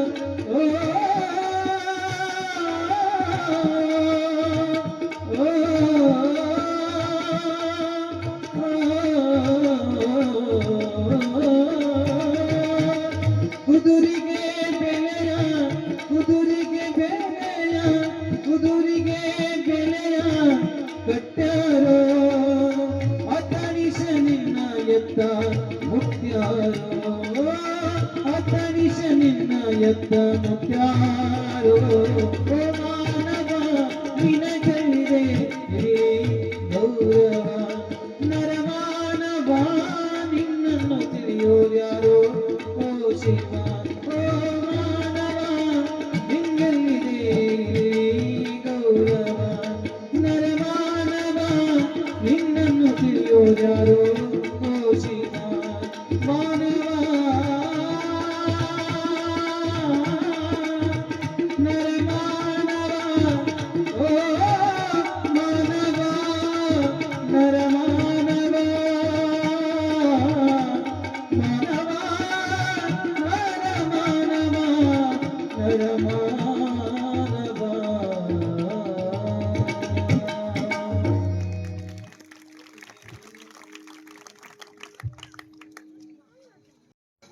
ಸರ್ವಾಗಮೋಕ್ತ ಕಳಾ ಗುರುವೆ ಶಿವಯೋಗ ಧರ್ಮಾರ್ಥ ಭೋಗ ಗುರುವೆ ತ್ಯಾಗ ಗುರುವೆ ಸುಧೀ ಗುರುವೆ ವಾಚಾ ಗುರುವೆ ಭವರೋಗಹರ ಶರಣ ಶರಣಾಗು ಬಸವ ಗುರು ಮಹಾವಿಮಗೆ. ಬಸವ ಪುರಾಣ. ಬಸವ ಪುರಾಣ ಆಗಿರ್ಬೋದು, ಬೇರೆ ಯಾವುದೇ ಪುರಾಣ ಆಗಿರ್ಬೋದು, ಇದ್ರೊಳಗೊಂದು ಪದ್ಧತಿ ಬರುತ್ತದೆ. ಅದು ಏನು ಅಂತಂದ್ರೆ ಸಿಂಹಾವಲೋಕನ ಅಂತ. ಸಿಂಹಾವಲೋಕನ ಅಂತಂದ್ರ ಸ್ವಲ್ಪ ಹಿಂದ ನೋಡಿ ಮುಂದೆ ಹೋಗುವುದು. ಗೊತ್ತಾತೇನ್ರಪ್ಪ? ಸಿಂಹ ಕಾಡಿಗೆ ರಾಜ, ಅದನ್ನ ಮೀರ್ಸೂರೇ ಯಾರು ಇಲ್ಲ. ಆದಾಗ್ಯೂ ಕೂಡ ಅದು ಹಿಂದೆ ನೋಡ್ಕೊಂತ ಮುಂದೆ ಹೋಗ್ತದೆ. ಅದಕ್ಕೆ ಸಿಂಹಾವಲೋಕನ ಅಂತ ಕರೀತಾರೆ. ಇಲ್ಲಿ ಪುರಾಣದಲ್ಲಿಯೂ ಕೂಡ ಸಿಂಹಾವಲೋಕನ ಅನ್ನೋ ಒಂದು ಪದ್ಧತಿ. ಯಾವಾಗ ಪೀಠಿಕಾ ಮುಗಿತದ, ಪೀಠಿಕಾ ಯಾಕೆ ಹೇಳಬೇಕು ಅಂತಂದ್ರ, ಈ ಪುರಾಣಕ್ಕೆ ಅದು ಅಡಿಪಾಯ. ಒಂದು ಮನಿ ಕಟ್ಟಬೇಕಾಗಿತ್ತು ಅಂತಂದ್ರ ಪಾಯ ಗಟ್ಟಿ ಇದ್ರ ಮನಿ ಚೆನ್ನಾಗಿ ಹೆಂಗ ನಿಲ್ತದೋ ಹಂಗ ಈ ಪುರಾಣ ನಿಮ್ಮ ತಲೆಯೊಳಗ ಉಳ್ಕೋಬೇಕಾಗಿತ್ತು ಅಂತಂದ್ರ ಆ ಪುರಾಣದ ಕಥಾನಾಯಕ ಯಾವ ರೀತಿಯಾಗಿ ಇದ್ದ, ಎಂಥೆಂಥ ಗುಣಗಳು ಇದ್ದು ಅನ್ನೋದನ್ನ ಆ ಪೀಠಿಕಾ ಭಾಗದೊಳಗ ಒಂದಿಷ್ಟು ಒಳ್ಳೊಳ್ಳೆ ವಿಚಾರಗಳ ಮುಖಾಂತರ ತಿಳಿಸೋದಕ್ಕೆ ಅದು ಪೀಠಿಕಾ ಅಂತ ಕರೀತಾರೆ. ಆ ಪೀಠಿಕಾ ಬಹಳ ಮುಖ್ಯ ಇರ್ತದ. ಅದಕ್ಕೆ ಪುರಾಣ ನೀವು ಕೇಳಾಕ ಬರಬೇಕಾಗಿತ್ತು ಅಂತಂದ್ರೆ ಮೊದಲು ಪೀಠಿಕಾ ಕೇಳಾಕ ಬರಬೇಕು. ನಿಮ್ಗೆ ಪೀಠಿಕಾ ತಿಳಿತು ಅಂತಂದ್ರೆ ಪುರಾಣ ಬಹಳ ಚಲೋ ತಿಳಿತದ. ಈ ಪೀಠಿಕಾ ಮುಗಿದ ಕೂಡ್ಲೇನೆ ಏನು ಪುರಾಣ ಭಾಗ ಶುರು ಆಗ್ತದಲ್ಲ, ಶುರು ಮಾಡೋದಕ್ಕಿಂತ ಮುಂಚೆ ಕೇಳ್ತಕ್ಕಂತ ಒಂದು ಪದ್ಧತಿಗೆ ಸಿಂಹಾವಲೋಕನ. ಏನು ಕೇಳೋದು? ನಿನ್ನೆ ದಿವಸ ನೀವು ಏನು ಕೇಳಿದ್ರಪ್ಪ, ಪುರಾಣದೊಳಗೆ ಯಾವ ವಿಚಾರ ಬಂದಿತ್ತು ಅಂತ ತಿಳ್ಕೊಳ್ಳೋದಕ್ಕೆ ಏನಂತ ಕರೀತಾರ? ಸಿಂಹಾವಲೋಕನ. ಎಷ್ಟು ಗಂಭೀರ ಕೂತಿರತ್ತಿ ನೀವೆಲ್ಲ ಸೀರಿಯಸ್ ಏನ್ರಿವ ಎಷ್ಟು ಸೀರಿಯಸ್ ಆಗಿ ಕುಂತೀರಿ, ಎಲ್ಲರ ಮುಖ ಅಗ್ದಿ ಗಂಭೀರ ಆಗ್ಬಿಟ್ಟ. ನಾ ಬೇರೆ ಯಾರು ಇಲ್ರಿವ, ನಿಮ್ ಮಗ ಅದೀನಿ. ಅಗ್ದಿ ಚಂದ ನಕ್ಕೊಂತ ಮಾಡ್ಕೊಂತ ಅಗ್ದಿ ಫ್ರೀ ಆಗಿ ನಾವು ಬಸವ ಪುರಾಣ ಕೇಳೋನು, ಬಸವ ಪುರಾಣ ಹೇಳೋನು. ಸಿಂಹಾವಲೋಕನ ಅಂತಂದ್ರ ತಮ್ಮ ಒಂದ್ ರೀತಿಯಿಂದ ನಮ್ಮ ಬಿಲ್ ಕೊಡ್ರಿ ಅಂದಂಗ. ಹೌದಲ್ಲ, ನೀವು ಯಾವುದೇ ವಸ್ತು ತಗೊಳಕ್ ಹೋಗ್ಬೇಕಾಗಿತ್ತು ಅಂತಂದ್ರ ಏನು ಬಸಣ್ಣ, ಅಂಗಡಿಯಾಗಿನ ಸಾಮಾನ್ ತರಬೇಕಾಗಿತ್ತು ಅಂತಂದ್ರ ಬಿಲ್ ಕೊಟ್ಟೆ ತರ್ತೀರಿ ಅಲ್ಲ, ಹಂಗ ತರ್ತೀರಿ, ಬಿಲ್ ಕೊಡ್ಬೇಕಾಗ್ತದಲ್ಲ.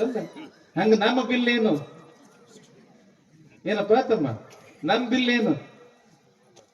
ನೀವು ಕೊಡೋ ರೊಕ್ಕ ರೂಪಾಯಿ ಎಲ್ಲ ನಾವು ನಿನ್ನ ಏನು ಹೇಳಿವಿ ಅದು ಸ್ವಲ್ಪ ನೀವು ನಮ್ಗೆ ನೆನಪು ಮಾಡಿಕೊಡೋದು, ಅದು ನಮ್ಮ ಬಿಲ್. ಆಳಂದಕ್ಕೆ ಹೋದ್ರಂತ ಇಬ್ರು, ಯಾರು? ತಿಮ್ಮ ಮತ್ತು ತಿಪ್ಪ. ಸ್ವಲ್ಪ ನಕ್ಕೊಂದು ಪ್ರವೇಶ ಮಾಡೋದು, ಯಾಕೋ ಬಹಳ ಸೀರಿಯಸ್ ಆಗಿ ಕುಂತೀರಿ. ಆಳಂದ ಪೇಟೆಗೆ ಹೋದ್ರು, ಏನು ದೊಡ್ಡ ದೊಡ್ಡ ಹೋಟೆಲ್ಗಳು ಅವು ಇವು ಎಲ್ಲ ಇದ್ದು ಹೊಟ್ಟೆ ಸಿಕ್ಕಾಪಟ್ಟೆ ಹಸ್ದಿತ್ತು ಇವ್ರಿಗೆ, ತಿಮ್ಮ ಮತ್ತು ತಿಪ್ಪಗ. ಎಲ್ಲಿ ಏನು ಚಲೋ ಸಿಗ್ತದ ಮತ್ತು ಎಷ್ಟು ಸೋಯಿ ಸಿಗ್ತದ ಅಂತ ತಿಳ್ಕೊಂಡು ಹೋಟೆಲ್ ನೋಡ್ಕೊಂತ ನಡೆದಿದ್ರು. ಒಂದು ದೊಡ್ಡ ಹೋಟೆಲ್ ಬೋರ್ಡ್ ಹಾಕಿದ್ರು, ಇಲ್ಲಿ ಬೇಕಾದವರು ಬೇಕಾಗಿದ್ದನ್ನ ಬೇಕಾದಷ್ಟು ತಿನ್ನಬಹುದು, ಬಿಲ್ ಮಾತ್ರ ಮೊಮ್ಮಕ್ಕಳ ಕಡೆಯಿಂದ ವಸೂಲಿ ಮಾಡ್ತೇವೆ ಅಂತ. ನೋಡಿದ್ರಿ ಅವರು, ಇನ್ನು ನಮ್ದ ಮದುವೆ ಆಗಿಲ್ಲ, ನಮಗೆ ಯಾವಾಗ ಮಕ್ಕಳಾಗ್ಬೇಕು, ಅವ್ರು ಯಾವಾಗ ದೊಡ್ಡವ್ರಾಗ್ಬೇಕು, ಹೋಟೆಲ್ಗೆ ಬರುವಂಗ ಅವ್ರ ಬಿಲ್ ಯಾವಾಗ ಕೊಡ್ಬೇಕು, ಮುಂದಿಂದ ಯಾವ ನೋಡ ನಡಿ ಅಂತ ತಿಳ್ಕೊಂಡು ಇಬ್ರು ಹೋಟೆಲ್ ಹೋಗ್ತಾರ. ನೋಡ್ರಿ, ಮಾಣಿ ಬಂದ, ಈ ತಮ್ಮ ಇಲ್ಲಿ ಏನೇನು ಸಿಗ್ತದ, ಇಲ್ಲಿ ಎಲ್ಲಾ ಸಿಗ್ತದ್ರಿ. ಎಲ್ಲಾ ಅಂದ್ರ ಇಡ್ಲಿ ಐತಿ, ದ್ವಾಸೆ ಐತಿ, ಉಪ್ಪಿಟ್ಟು ಐತಿ, ಪಡ್ಡು ಐತಿ, ಅದು ಐತಿ, ಇದು ಐತಿ, ಇದು ಐತಿ, ಅದು ಐತಿ, ಎಲ್ಲಾ ಒಂದೊಂದು ಪ್ಲೇಟ್ ತಗೊಂಡ್ ಬಾ ಅಂದ್ರ ಹೊಡೆದ್ರು. ನೋಡ್ರಿ ಯಗ್ಲಾಗಿ ಸಿಕ್ಕಾಪಟ್ಟೆ ಹೊಡೆದ್ರು. ಯಾಕ? ಬಿಲ್ ಮೊಮ್ಮಕ್ಕಳು ಕೊಡೋರು ಅದಾರ, ಚಿಂತಿನ ಇಲ್ಲ. ಯಾವಾಗ ಹೊಟ್ಟಿ ತುಂಬಾ ಹೊಡೆದ್ರು, ಹೊಟ್ಟಿ ಮ್ಯಾಲ ಕೈ ಆಡಿಸ್ಕೊಂತ ಒಬ್ಬ ಅಂತ ಎದ್ದು ಹೊರಗೆ ಬರಾಕತ್ತಿದ್ರು. ಹೋಟೆಲ್ ಮಾಲೀಕ್ ಅಂತಾನ, ಏ ತಮ್ಮ ಬಿಲ್ ಕೊಡ್ರಿ. ಅಲ್ಲ, ನೀವು ಬೋರ್ಡ್ ಏನ್ ಹಾಕಿರಿ ಮಾಲಕರ? ಬೇಕಾದವ್ರು ಬೇಕಾಗಿದ್ದನ್ನ ಬೇಕಾದಷ್ಟು ತಿನ್ನಬಹುದು, ಬಿಲ್ ಮಾತ್ರ ಮೊಮ್ಮಕ್ಕಳ ಕಡೆಯಿಂದ, ನಮ್ಮ ಮೊಮ್ಮಕ್ಕಳ ಕಡೆಯಿಂದ ನೀವು ವಸೂಲಿ ಮಾಡ್ರಿಲ್ಲ. ಅವ್ ಮಾಲಕ್ ಅಂದ, ತಮ್ಮ ನಾ ನಿಮ್ಮ ಬಿಲ್ ಕೇಳಕತ್ತಿಲ್ಲೋ, ಹಿಂದ ನಿಮ್ಮ ಮುತ್ಯ ತಿಂದು ಹೋಗಿದ್ರು, ಅವ್ರ ಬಿಲ್ ನೀವು ಕೊಡ್ರಿ. ಹಿಂದ ನಿಮ್ಮ ಮುತ್ಯ ತಿಂದು ಹೋಗಿದ್ರು ಅಂದ್ರೆ ಒಟ್ಟು ಬಿಲ್ ಕೊಡಬೇಕಾಗ್ತದ, ಕೊಡ್ಲಿಲ್ಲ ಅಂದ್ರೆ ನಡೆಯುವುದಿಲ್ಲ. ಹಂಗ ನಮ್ಮ ಬಿಲ್ ಏನು ಅಂತಂದ್ರ, ನಿನ್ನೆ ದಿವಸ ಪುರಾಣದೊಳಗ ಏನು ಕೇಳಿದ್ರಿ? ಇವತ್ತು ಮಠಕ್ಕೆ ಒಬ್ಬ ಹುಡುಗ ಬಂದಿದ್ದ, ಅಪ್ಪರ ನೀವು ನಮ್ಮೂರಂತ ಹೋದಂದ್ರೆ, ಹೌದಪ್ಪ ನಾವು ನಿಮ್ಮ ಊರವ್ರ, ನಾನೇನು ಪುರಾಣಕ್ಕೆ ಬಂದಿದ್ದೇನ್ರಿ, ನೀವು ಮಸ್ತ್ ಹೇಳ್ತೀರಿ ನೋಡ್ರಿ ಅಂದ. ಹೌದಾ ತಮ್ಮ, ನೀ ಕೇಳಿದೆ ಪುರಾಣ? ಏನ್ ಕೇಳ್ದೆ ಅಂತ ಕೇಳಿದೆ. ಅದು ಶರೀರದ ಕುಡ್ಕೊಂಡು ಹೇಳಿದ್ರಲ್ಲ, ಅದು ಕೇಳಿದ್ವಿ, ಅದು ನೆನಪಿಟ್ಟಾನ. ಹೋಗಿ ಒಬ್ಬ ಕುಡ್ಕುಂದ್ ಹೇಳಿದ್ರಿ ಅಲ್ರಿ, ಅದು ನೆನಪಿಟ್ಟಾನ. ಏ ತಮ್ಮ, ಇಂಥವೇನ್ ನೆನಪಿಡ್ತೀಯೋ? ಇದು ಸುಮ್ಮ, ಇದು ಹೆಂಗ ಅಂತಂದ್ರ ಕಬ್ಬಿನ ಮ್ಯಾಲಿನ ರೌದಿ ಇದ್ದಂಗಿದು. ಸುಮ್ಮ ನಿಮಗೆ ಬ್ಯಾಸರ ಬರಬಾರ್ದು ಅಂತ ತಿಳ್ಕೊಂಡು ಸುಮ್ಮನೆ ನಗಸುದಿರ್ತದ ಅಟ್ಟ. ಆದ್ರ ರೌದಿ ಮುಖ್ಯ ಅಲ್ಲ, ಕಬ್ಬಿನ ಒಳಗಿಂದ ರಸ ಮುಖ್ಯ. ಬಸವಣ್ಣನ ಚರಿತ್ರೆ ಅಂತಂದ್ರ ಅದು ಕಬ್ಬಿನ ಒಳಗಿನ ರಸ, ಅದು ರಸ. ಬಸವ ಪುರಾಣ, ಬಸವ ಪುರಾಣ. ಬಸವ ಅಂತಂದ್ರೆ ಯಾರು? ವಿಶ್ವಗುರು ಬಸವಣ್ಣ. 12ನೇ ಶತಮಾನದಲ್ಲಿ ಆಗಿ ಹೋಗಿರ್ತಕ್ಕಂಥ ಒಬ್ಬ ಮಹಾನ್ ಭಾವ. ಪುರಾಣ ಅಂತಂದ್ರ ಯಾತಕ್ ಕರೀತಾರೆ? ಪುರಾ ನ ಭವತಿ ಇತಿ ಪುರಾಣಂ. ಯಾವುದು ಹಳೇದಾಗುವುದಿಲ್ಲ, ನಿತ್ಯ ನೂತನವಾಗಿಯೇ ಇರ್ತದ, ಅದು ಪುರಾಣ. ಸಾವಿರಾರು ವರ್ಷಗಳ ಹಿಂದೆ ಬರೆದಿರ್ತಕ್ಕಂತಹ ವ್ಯಾಸನ ಪುರಾಣಗಳು 18 ಇಂದಿಗೂ ಕೂಡ ಜೀವಂತವಾಗಿ ಅದಾವ. ಅಲ್ಲಲ್ಲಿ ಆ ಪುರಾಣಗಳು ನಡೀತವೆ. ಬಸವ ಪುರಾಣ 14ನೇ ಶತಮಾನದಲ್ಲಿ ಬರೆಯಲ್ಪಡುತ್ತು. 13ನೇ ಶತಮಾನದೊಳಗ ಪಾಲ್ಕುರ್ಕಿ ಸೋಮನಾಥ ಅಂತ ತೆಲುಗುದೊಳಗ ಬಸವ ಪುರಾಣ ಆಗಿತ್ತು ಮೊಟ್ಟ ಮೊದಲಿಗೆ. ಅದಾದ ನಂತರ ಭೀಮಕವಿ ಕನ್ನಡದೊಳಗ ಬರಿತಾನ ಬಸವ ಪುರಾಣ. ಕಂಚಿಯ ಶಂಕರಾರಾಧ್ಯರು ಅಂತ ಬರ್ತಾರ, ಅವರು ಸಂಸ್ಕೃತದೊಳಗೆ ಬರೀತಾರೆ. ಇನ್ನೊಬ್ರು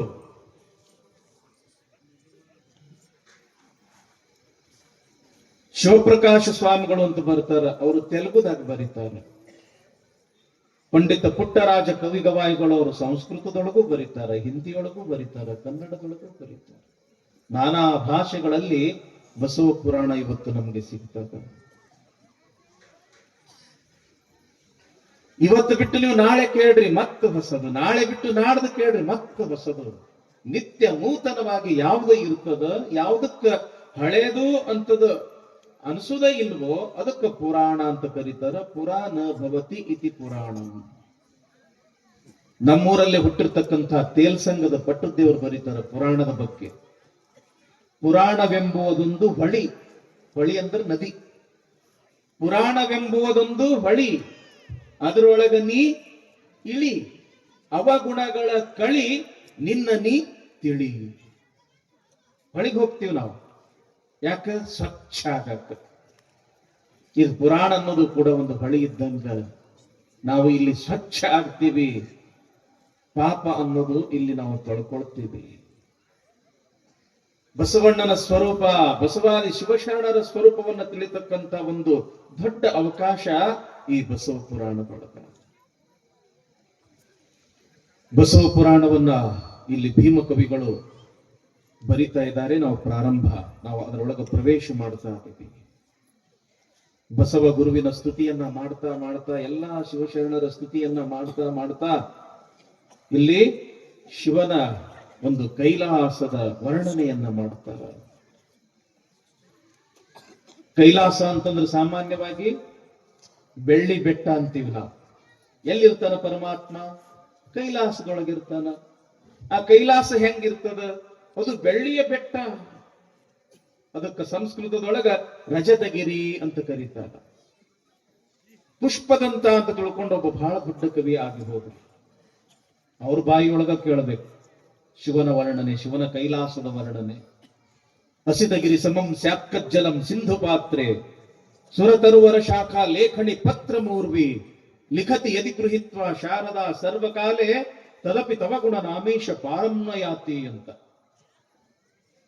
ಆ ರಜತ ಗಿರಿಯ ಒಡೆಯನಾಗಿರ್ತಕ್ಕಂಥ ಆ ಪರಮಾತ್ಮನ ಮಹಿಮೆ ಎಷ್ಟು ವರ್ಣಿಸಿದ್ರೂ ಕೂಡ ಸಾಲದು ಅಂತ.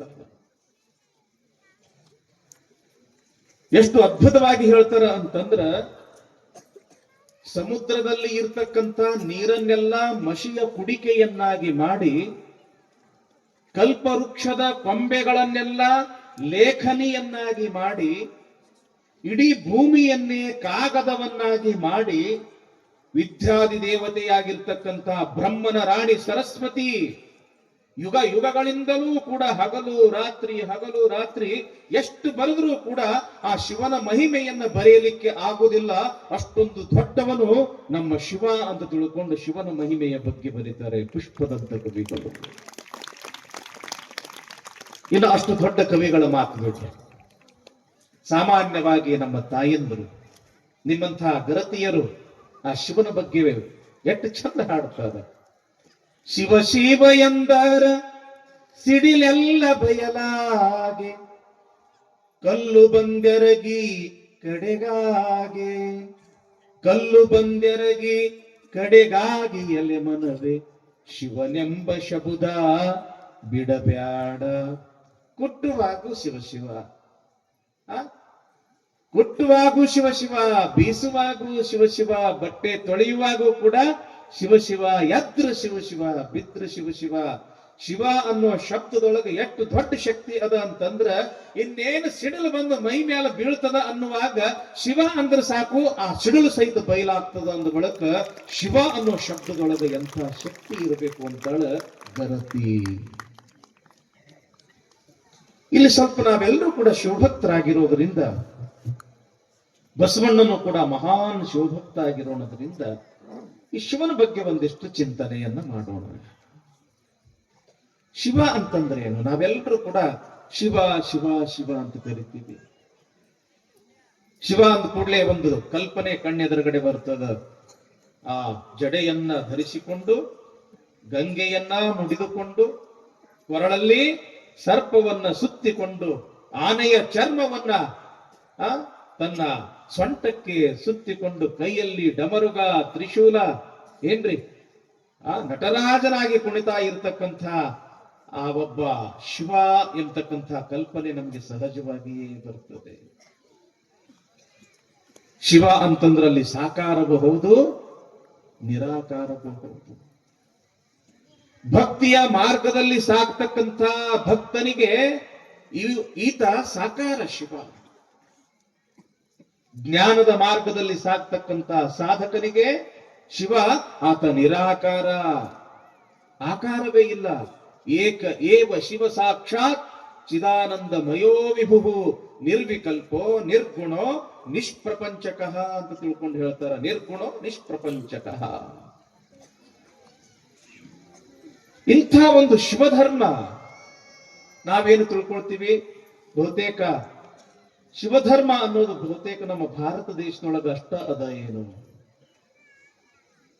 ಜಗತ್ತಿನ ಅತ್ಯಂತ ಪುರಾತನವಾಗಿರ್ತಕ್ಕಂಥ ಧರ್ಮ ಅಂತಂದ್ರ ಅದು ಶಿವಧರ್ಮ.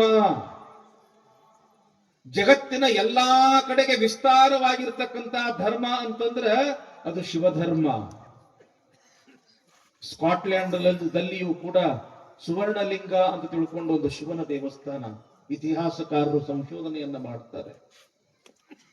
ಅಮೆರಿಕಾದ ಟೆನ್ಸಿ ಪಟ್ಟಣದಲ್ಲಿಯೂ ಕೂಡ ಘನಲಿಂಗ ಅಂತ ತಿಳ್ಕೊಂಡು ಸಂಶೋಧಕರು ಸಂಶೋಧನೆಯನ್ನ ಮಾಡ್ತಾರೆ.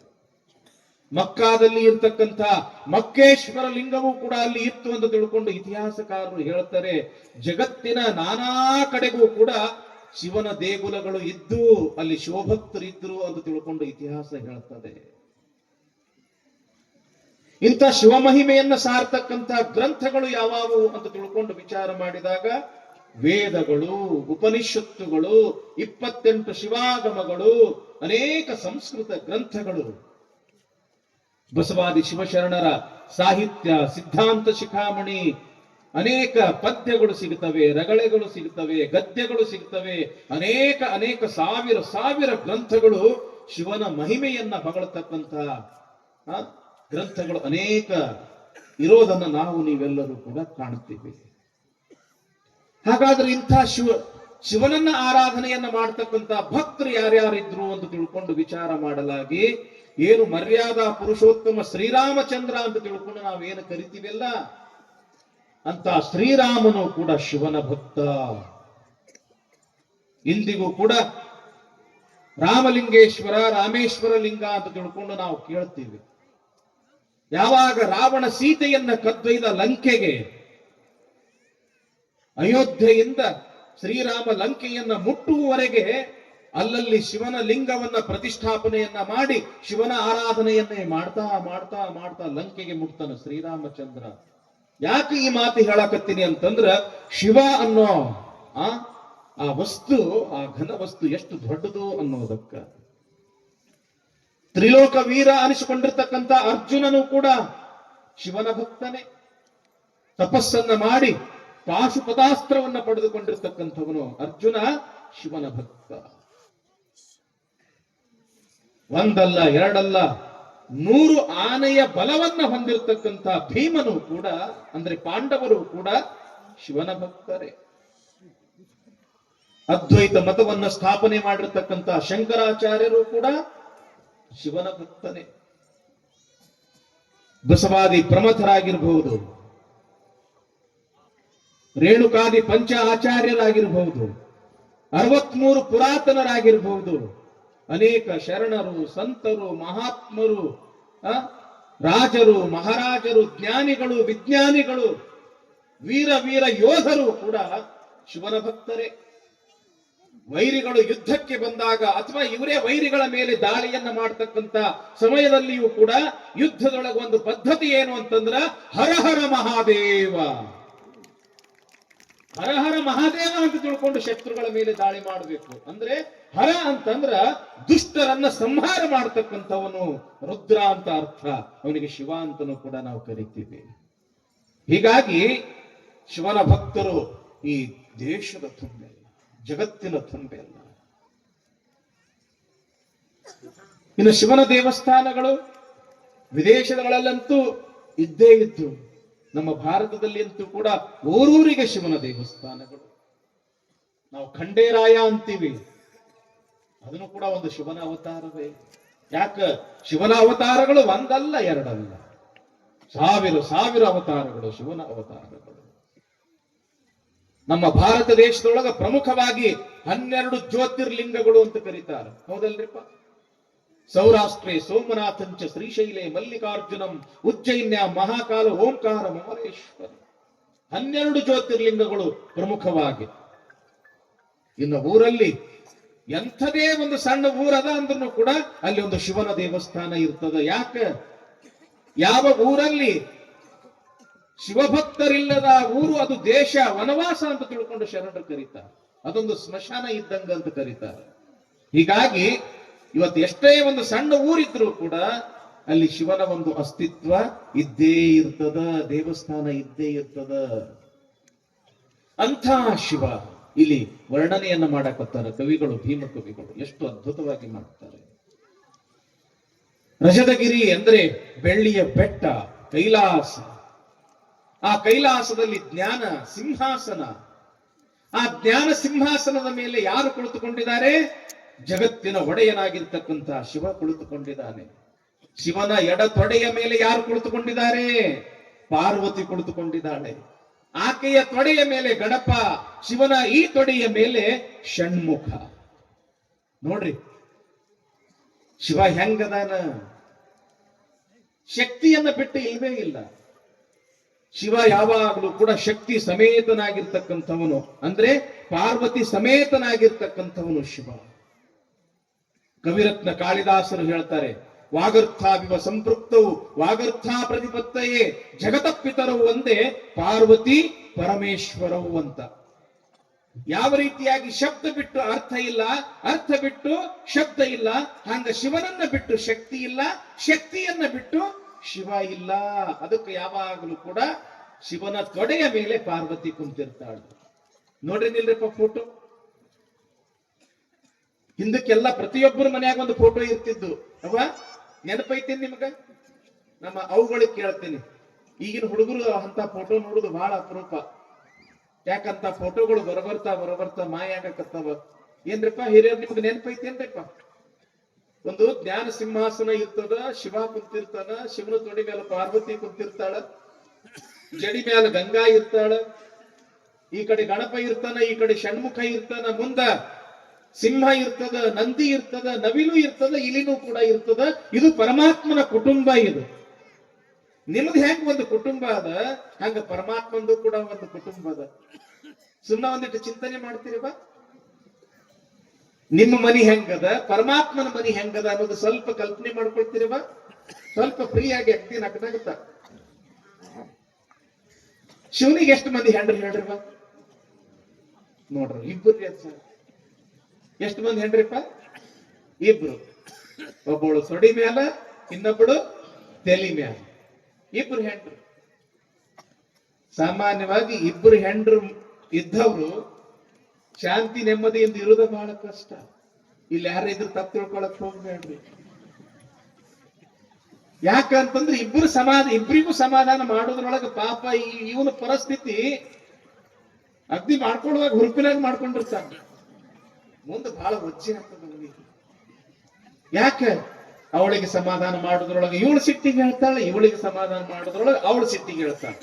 ಆದ್ರೆ ಇಲ್ಲಿ ನೋಡ್ರಿ, ತೊಡಿ ಮೇಲಿರ್ತಕ್ಕಂಥ ಪಾರ್ವತಿನೂ ಕೂಡ ಶಾಂತ ಅದಾಳ, ತೆಲಿ ಮೇಲಿರ್ತಕ್ಕಂಥ ಗಂಗೆಯೂ ಕೂಡ ಶಾಂತ ಅದಾಳ. ಇವರಿಬ್ರು ಯಾಕೆ ಶಾಂತ ಅದಾರಂತಂದ್ರ ನಮ್ಮ ಶಿವಪ್ಪ ಶಾಂತ ಅದಾನಂತ ತಿಳ್ಕೊಂಡು ಇಬ್ರು ಶಾಂತ ಅದಾರನಿಲ್ಲ. ಸುಮ್ಮ ಪರಮಾತ್ಮನ ಒಂದು ಕುಟುಂಬದ ಒಂದು ಕಲ್ಪನೆ ಮಾಡ್ಕೊಳ್ರಿ ನೀವು. ತೊಡಿ ಮೇಲೆ ಪಾರ್ವತಿ ಅದಾಳ, ತೆಲಿ ಮೇಲೆ ಗಂಗಾ ಅದಾಳ, ಈಕಿನೂ ಶಾಂತ ಅದಾಳ, ಅಕ್ಕಿನೂ ಶಾಂತ ಅದಾಳ. ಯಾಕ ಅಂತಂದ್ರ ಶಿವಪ್ಪ ಶಾಂತ ಅದಾನಂತ ತಿಳ್ಕೊಂಡು ಅವರಿಬ್ರು ಶಾಂತ ಅದಾರ. ಇನ್ನು ಮಕ್ಕಳೆಷ್ಟು ಜನ ತಂಗಿ? ಮಕ್ಕಳೆಷ್ಟು ಶಿವ? ಇಬ್ರಲ್ಲ. ಯಾರವ್ರು?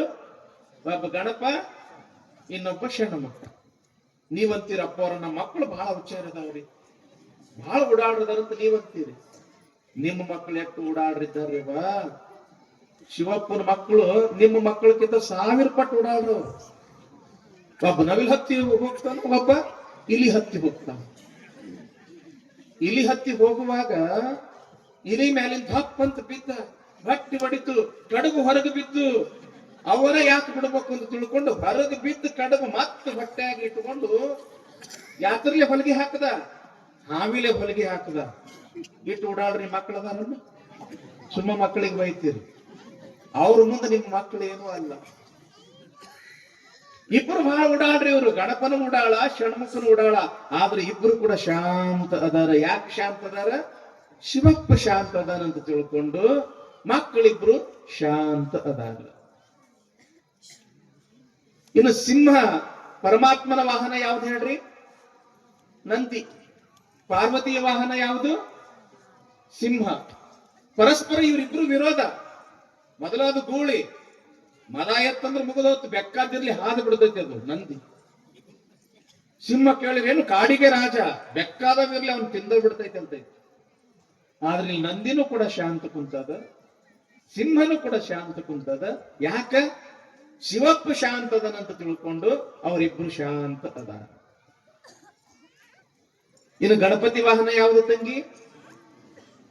ಇಲಿ. ಷಣ್ಮುಖನ ವಾಹನ ಯಾವುದು? ನವಿಲು. ಪರಸ್ಪರ ವಿರೋಧ. ನವಿಲು ನೋಡಿದ್ರೆ, ಆ ಇಲಿನ ನೋಡಿದ್ರೆ ಸಾಕು, ನವಿಲು ತಿಂದು ಬಿಡ್ಬೇಕು. ಇಲ್ಲಿ ಇಲಿನೂ ಶಾಂತ ಅದ ಮತ್ತು ನವಿಲು ಕೂಡ ಶಾಂತ ಅದ. ಯಾಕ? ಶಿವಪ್ಪ ಶಾಂತ ಅದನ್ನಂತ ತಿಳ್ಕೊಂಡು ಅವೆರಡೂ ಶಾಂತ ಅದವ. ಇದು ನಮಗೆ ಏನು ಪಾಠ ಕಲಿಸ್ತದ ಅಂತಂದ್ರ, ಮನೆಯಾಗಿರ್ತಕ್ಕಂಥ ಯಜಮಾನ ಶಾಂತ ಇದ್ದಂದ್ರ ಮನಿ ಎಲ್ಲಾ ಶಾಂತ ಇರ್ತದ. ಮನ್ಯಾಗ ಏನ್ ಮಾಲಕ ಇರ್ತಾನಲ್ಲ, ಅವ ಚಲೋ ಇದ್ದ ಅಂತಂದ್ರೆ ಸಾಕು, ಮನಿ ಎಲ್ಲಾ ಚಲೋ ಇರ್ತದ. ಅವ ಒಬ್ರಿಗೊಂದು ಮಾಡಕಂದ್ರೆ ಜಗಳ ಶುರು ಆಗ್ತದ. ಮನ್ಯಾಗ ಜಗಳ ಎಲ್ಲಿ ಶುರು ಆಗ್ತದ ಅಂತಂದ್ರ, ದೊಡ್ಡ ಮಗನಿಗೊಂದು, ಸಣ್ಣ ಮಗನಿಗೊಂದು, ಆ ಮಗಳಿಗೊಂದು, ಈ ಮಗಳಿಗೊಂದು, ಬೇರೆ ಬೇರೆ ಮಾಡಿದ್ರೆ ಅಲ್ಲಿ ಜಗಳ ಶುರು ಆಗ್ತದ. ಎಲ್ಲರನ್ನ ಸಮಾನ ದೃಷ್ಟಿಯಿಂದ ನೋಡಿದ್ರೆ ಮನೆಯೊಳಗೆ ಜಗಳವೇ ಹುಟ್ಟಿಕೊಳ್ಳುವುದಿಲ್ಲ. ಪ್ರೀತಿ ಎಲ್ಲರ ಮೇಲೆ ಒಂದೇ ರೀತಿ ಇತ್ತು ಅಂತಂದ್ರೆ ಮನಿಯಾಗ ಇರುವುದಿಲ್ಲ, ಆ ಮನಿಗೆ ಕೈಲಾಸ ಆಗ್ತದ ಅನ್ನೋದಕ್ಕೆ ಇದು ಶಿವನ ಕುಟುಂಬದ ಒಂದು ಉದಾಹರಣೆ. ಈ ರೀತಿಯಾಗಿ ಆನಂದದಿಂದ ಕೈಲಾಸದೊಳಗ ಪರಮಾತ್ಮ ಕುಳಿತಾನ, ಮುಂದ ನಂದಿ ಕುಳಿತಾನ. ಅಲ್ಲಿ ಇರ್ತಕ್ಕಂಥ ಭೃಂಗಿ ನಾಟ್ಯ ಮಾಡಕತ್ತಾನ, ನಂದಿ ಮದ್ದಲೆಯನ್ನ ಬಾರಿಸಕತ್ತಾನ. ಈ ಕಡೆ ವಿಷ್ಣು ಅದಾನ, ಬ್ರಹ್ಮ ಅದಾನ, ಇಂದ್ರ ಅದಾನ, ಯಮ ಅದಾನ, ಈ ಕಡೆ ಲಕ್ಷ್ಮಿ, ಏನ್ರಿ ಸರಸ್ವತಿ, ಇಂದ್ರಾಣಿ, ದೇವಾನು ದೇವತೆಗಳಿಂದ ಕೈಲಾಸದ ಆ ವಡ್ಡೋಲಗ ಮಂಟಪ ತುಂಬಿ ಬಿಟ್ಟದೆ. ಹೆಂಗ ನೀವು ತುಂಬಿಕೊಳ್ತೀರಿ ಹಂಗ. ಅಲ್ಲಿ ದೇವಗಣ, ಭೂತಗಣ, ಪಿಶಾಚಗಣ, ರುದ್ರಗಣ ಎಲ್ಲರಿಂದ ಆ ಕೈಲಾಸ ತುಂಬಿ ತುಳುಕಾಕುತ್ತದ. ಶಿವ ಆ ಒಂದು ಸಂಗೀತದ ಆನಂದದೊಳಗ ತನ್ನನ್ನ ತಾನು ಮರೆತು ಆ ಸಂಗೀತ ನಾಟ್ಯವನ್ನ ನೋಡಾಕತ್ತನ, ಸಂಗೀತವನ್ನ ಕೇಳಾಕತ್ತನ. ಹೀಗಿರ್ತಕ್ಕಂಥ ಸಮಯದೊಳಗ ನಾರಾಯಣ ನಾರಾಯಣ ನಾರಾಯಣ ಅಂತ ತಿಳ್ಕೊಂಡು ನಾರದ ಮಹರ್ಷಿ ಆ ಕೈಲಾಸ ಮಂಟಪಕ್ಕೆ ಬಂದ. ಶಿವನಿಗೆ ನಮಸ್ಕಾರ ಮಾಡಿ ಹೇಳ್ತಾನ ನಾರದ ಮಹರ್ಷಿ, ಯಪ್ಪ, ಜಗತ್ತಿನ ಒಡೆಯನಾಗಿರ್ತಕ್ಕಂಥ ಹೇ ಶಂಕರ, ಹೇ ಭೋಲೆನಾಥ, ಯದಾ ಯದಾ ಹಿ ಧರ್ಮಸ್ಯ ಗ್ಲಾನಿರ್ಭವತಿ ಭೂತಲೆ ತದಾ ತದಾವತಾರೋ ಎಂಬಂತ ತಿಳ್ಕೊಂಡು ಈ ಜಗತ್ತಿಗೆ ವಚನವನ್ನ ಕೊಟ್ಟಿರ್ತಕ್ಕಂಥವನು ನೀನು. ಯಾವಾಗ ಭೂಲೋಕದಲ್ಲಿ ಅಧರ್ಮ, ಅನ್ಯಾಯ, ಅತ್ಯಾಚಾರ ತುಂಬಿ ತುಳುಕ್ತದ, ಅಂತಹ ಸಮಯದಲ್ಲಿ ದುಷ್ಟರನ್ನ ಸಂಹಾರ ಮಾಡಲು, ಶಿಷ್ಟರನ್ನ ರಕ್ಷಣೆಯನ್ನ ಮಾಡಲು ನಾನು ಅವತಾರವನ್ನ ಭೂಲೋಕದಲ್ಲಿ ಎತ್ತುತ್ತೀನಿ ಅಂತ ತಿಳ್ಕೊಂಡು ಜಗತ್ತಿಗೆ ವಚನ ಕೊಟ್ಟಿರ್ತಕ್ಕಂಥ ಹೇ ಪರಮಾತ್ಮ, ಇವತ್ತು ಈ ಕೈಲಾಸ ಮಂಟಪದೊಳಗ ಈ ವಾದ್ಯ ವೈಭವ, ಈ ಸಂಗೀತದೊಳಗ ಮೈ ಮರೆತು ನೀನು ಭೂಲೋಕವನ್ನ ಮರೆತು ಬಿಟ್ಟಂಗೆ ಕಾಣಿಸ್ತದ. ಹೇ ಶಂಕರ, ಹೇ ಮುಕ್ಕಣ್ಣ, ಹೇ ತ್ರಿನಾಯತ್ರಧಾರಿ, ನಿನ್ನ ಕಣ್ಣನ್ನ ತೆರೆದು ಒಮ್ಮ ಭೂಲೋಕದತ್ತ ನಿನ್ನ ಜ್ಞಾನ ದೃಷ್ಟಿಯಿಂದ ನೋಡು. ಅಲ್ಲಿ ಅನ್ಯಾಯ ತುಂಬಿ ತುಳುಕಾಕತ್ತದ. ಅಲ್ಲಿ ದುಡಿಯವ್ರಿಲ್ಲ, ಮೈಗಳ್ರಿ ಹೆಚ್ಚರಾಗ್ಯಾರ. ಬಡವರು ಬಡವರಾಗಿ ಉಳಿದಾರ, ಶ್ರೀಮಂತರು ಶ್ರೀಮಂತರಾಗಿ ಉಳಿದಾರ. ಅಲ್ಲಿ ಜಾತಿ ಭೇದ ಭಾವದಿಂದಾಗಿ ಇವತ್ತು ಭೂಲೋಕ ನರಕವಾಗಿ ಪರಿಣಮಿಸಕತ್ತದ. ಹೇ ಶಂಕರ, ಅಧರ್ಮ ತುಂಬಿ ತುಳುಕ್ತಾ ಇರ್ತಕ್ಕಂಥ ಭೂಲೋಕದೊಳಗ ನೀನು ಅವತಾರವನ್ನ ಎತ್ತಿ ಭೂಲೋಕವನ್ನ ರಕ್ಷಣೆಯನ್ನ ಮಾಡಬೇಕು ಅಂತ ತಿಳ್ಕೊಂಡು ನಾರದ ಮಹರ್ಷಿ ಕೈ ಜೋಡಿಸಿ ಪರಮಾತ್ಮನಿಗೆ ಕೇಳ್ತಾನ. ಆವಾಗ ಶಂಕರ ಶಿವ ಅಂತನ, ಹೌದು ನಾರದ, ನೀನು ಹೇಳೋ ಮಾತು ಸತ್ಯ. ಭೂಲೋಕದೊಳಗೆ ಯಾವಾಗ ಅನ್ಯಾಯ ತಲೆ ಎತ್ತಿ ಮೇರಿತದ ಆವಾಗ ನಾನು ಅವತಾರವನ್ನ ಎತ್ತುತ್ತೀನಿ ಅಂತ ವಚನ ಕೊಟ್ಟಿದ್ದು ಕೂಡ ಸತ್ಯವೇ, ಇಲ್ಲ ಅಂತಲ್ಲ.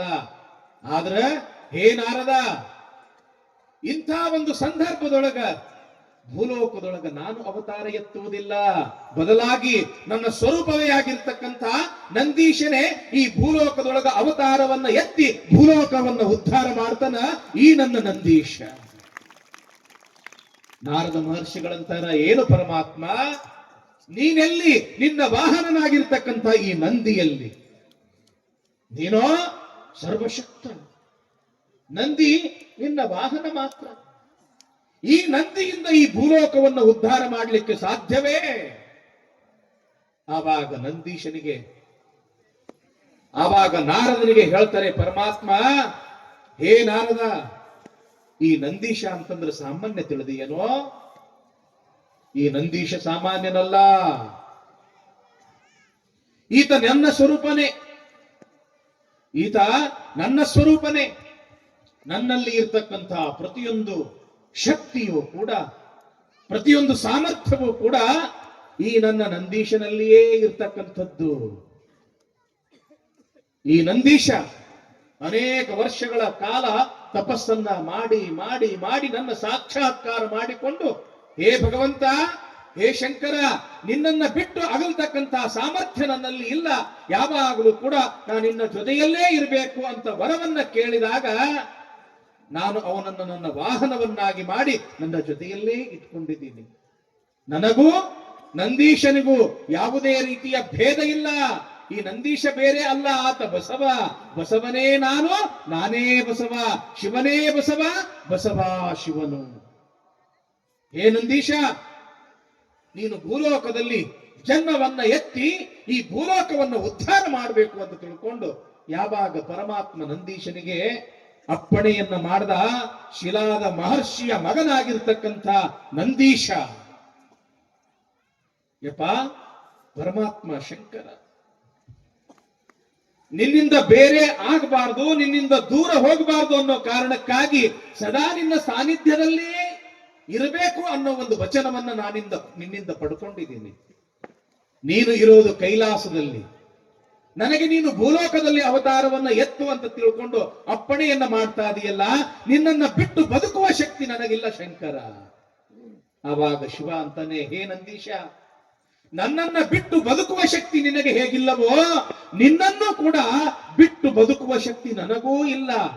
ಹೇ ನಂದೀಶ, ನೀ ಮುಂದೆ ಮುಂದೆ ಅವತಾರವನ್ನ ಎತ್ತು, ನಾನು ಗುರು ಲಿಂಗ ಜಂಗಮ ಸ್ವರೂಪದಿಂದ ಬಂದು ನಿನಗೆ ದರ್ಶನವನ್ನ ಕೊಡ್ತೇನೆ ಅಂತ ಶಂಕರ ಅಭಯವನ್ನ ಕೊಡ್ತಾನೆ ನಂದೀಶನಿಗೆ. ನಾನಷ್ಟೇ ಅಲ್ಲ, ಇಲ್ಲಿ ಇರ್ತಕ್ಕಂಥ ಏನು ದೇವಗಣ ಇದೆ, ಏನು ರುದ್ರಗಣ ಅದ ಅಲ್ಲ, ಇವರೆಲ್ಲರೂ ಕೂಡ ನಿನ್ನ ಜೊತೆಗೆ ಅಲ್ಲಲ್ಲಿ ಅಲ್ಲಲ್ಲಿ ಜನ್ಮವನ್ನ ಎತ್ತಿ ನಿನ್ನ ಜೊತೆಗೆ ಬಂದು ಮತ್ತೆ ಇವರು ಕೂಡ್ತಾರೆ. ಅದಕ್ಕ ನೀನು ಭೂಲೋಕದಲ್ಲಿ ಅವತಾರವನ್ನ ಎತ್ತು ಅಂತ ತಿಳ್ಕೊಂಡು ಪರಮಾತ್ಮ ನಂದೀಶನಿಗೆ ಅಪ್ಪಣೆಯನ್ನ ಕೊಡ್ತಾರೆ ಎಂಬತಕ್ಕಂಥ ಒಂದು ವಿಚಾರ ನಾವು ಇವತ್ತಿನ ದಿವಸ ಬಸವ ಪುರಾಣದಲ್ಲಿ ಕೇಳುತ್ತೇವೆ.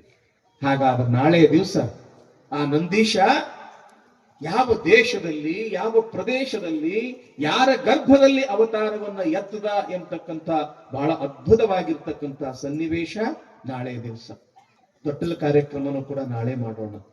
ಯಾಕಂತಂದ್ರೆ ಇರೋದೇ 20 ದಿವಸ. ಬಸವ ಪುರಾಣ ಅಂತಂದ್ರೆ ಕನಿಷ್ಠ ಅಂತಂದ್ರೆ 3 ತಿಂಗಳು ಹೇಳೋ ಪುರಾಣ, ಕೊನೆ ಪಕ್ಷ 41 ದಿವಸ ಆದ್ರೂ ಕೂಡ ಬೇಕು. ಅಂಥದ್ರೊಳಗೆ ಈಗ 20 ದಿವಸದಾಗ ಹೇಳಬೇಕಾಗಿತ್ತು ಅಂತಂದ್ರೆ ನಾವು ಸ್ವಲ್ಪ ಮುಂದೆ ಹೋಗ್ಬೇಕಾಗ್ತದೆ, ಸ್ವಲ್ಪ ಫಾಸ್ಟ್ ಹೋಗ್ಬೇಕಾಗ್ತದೆ ಗಾಡಿ.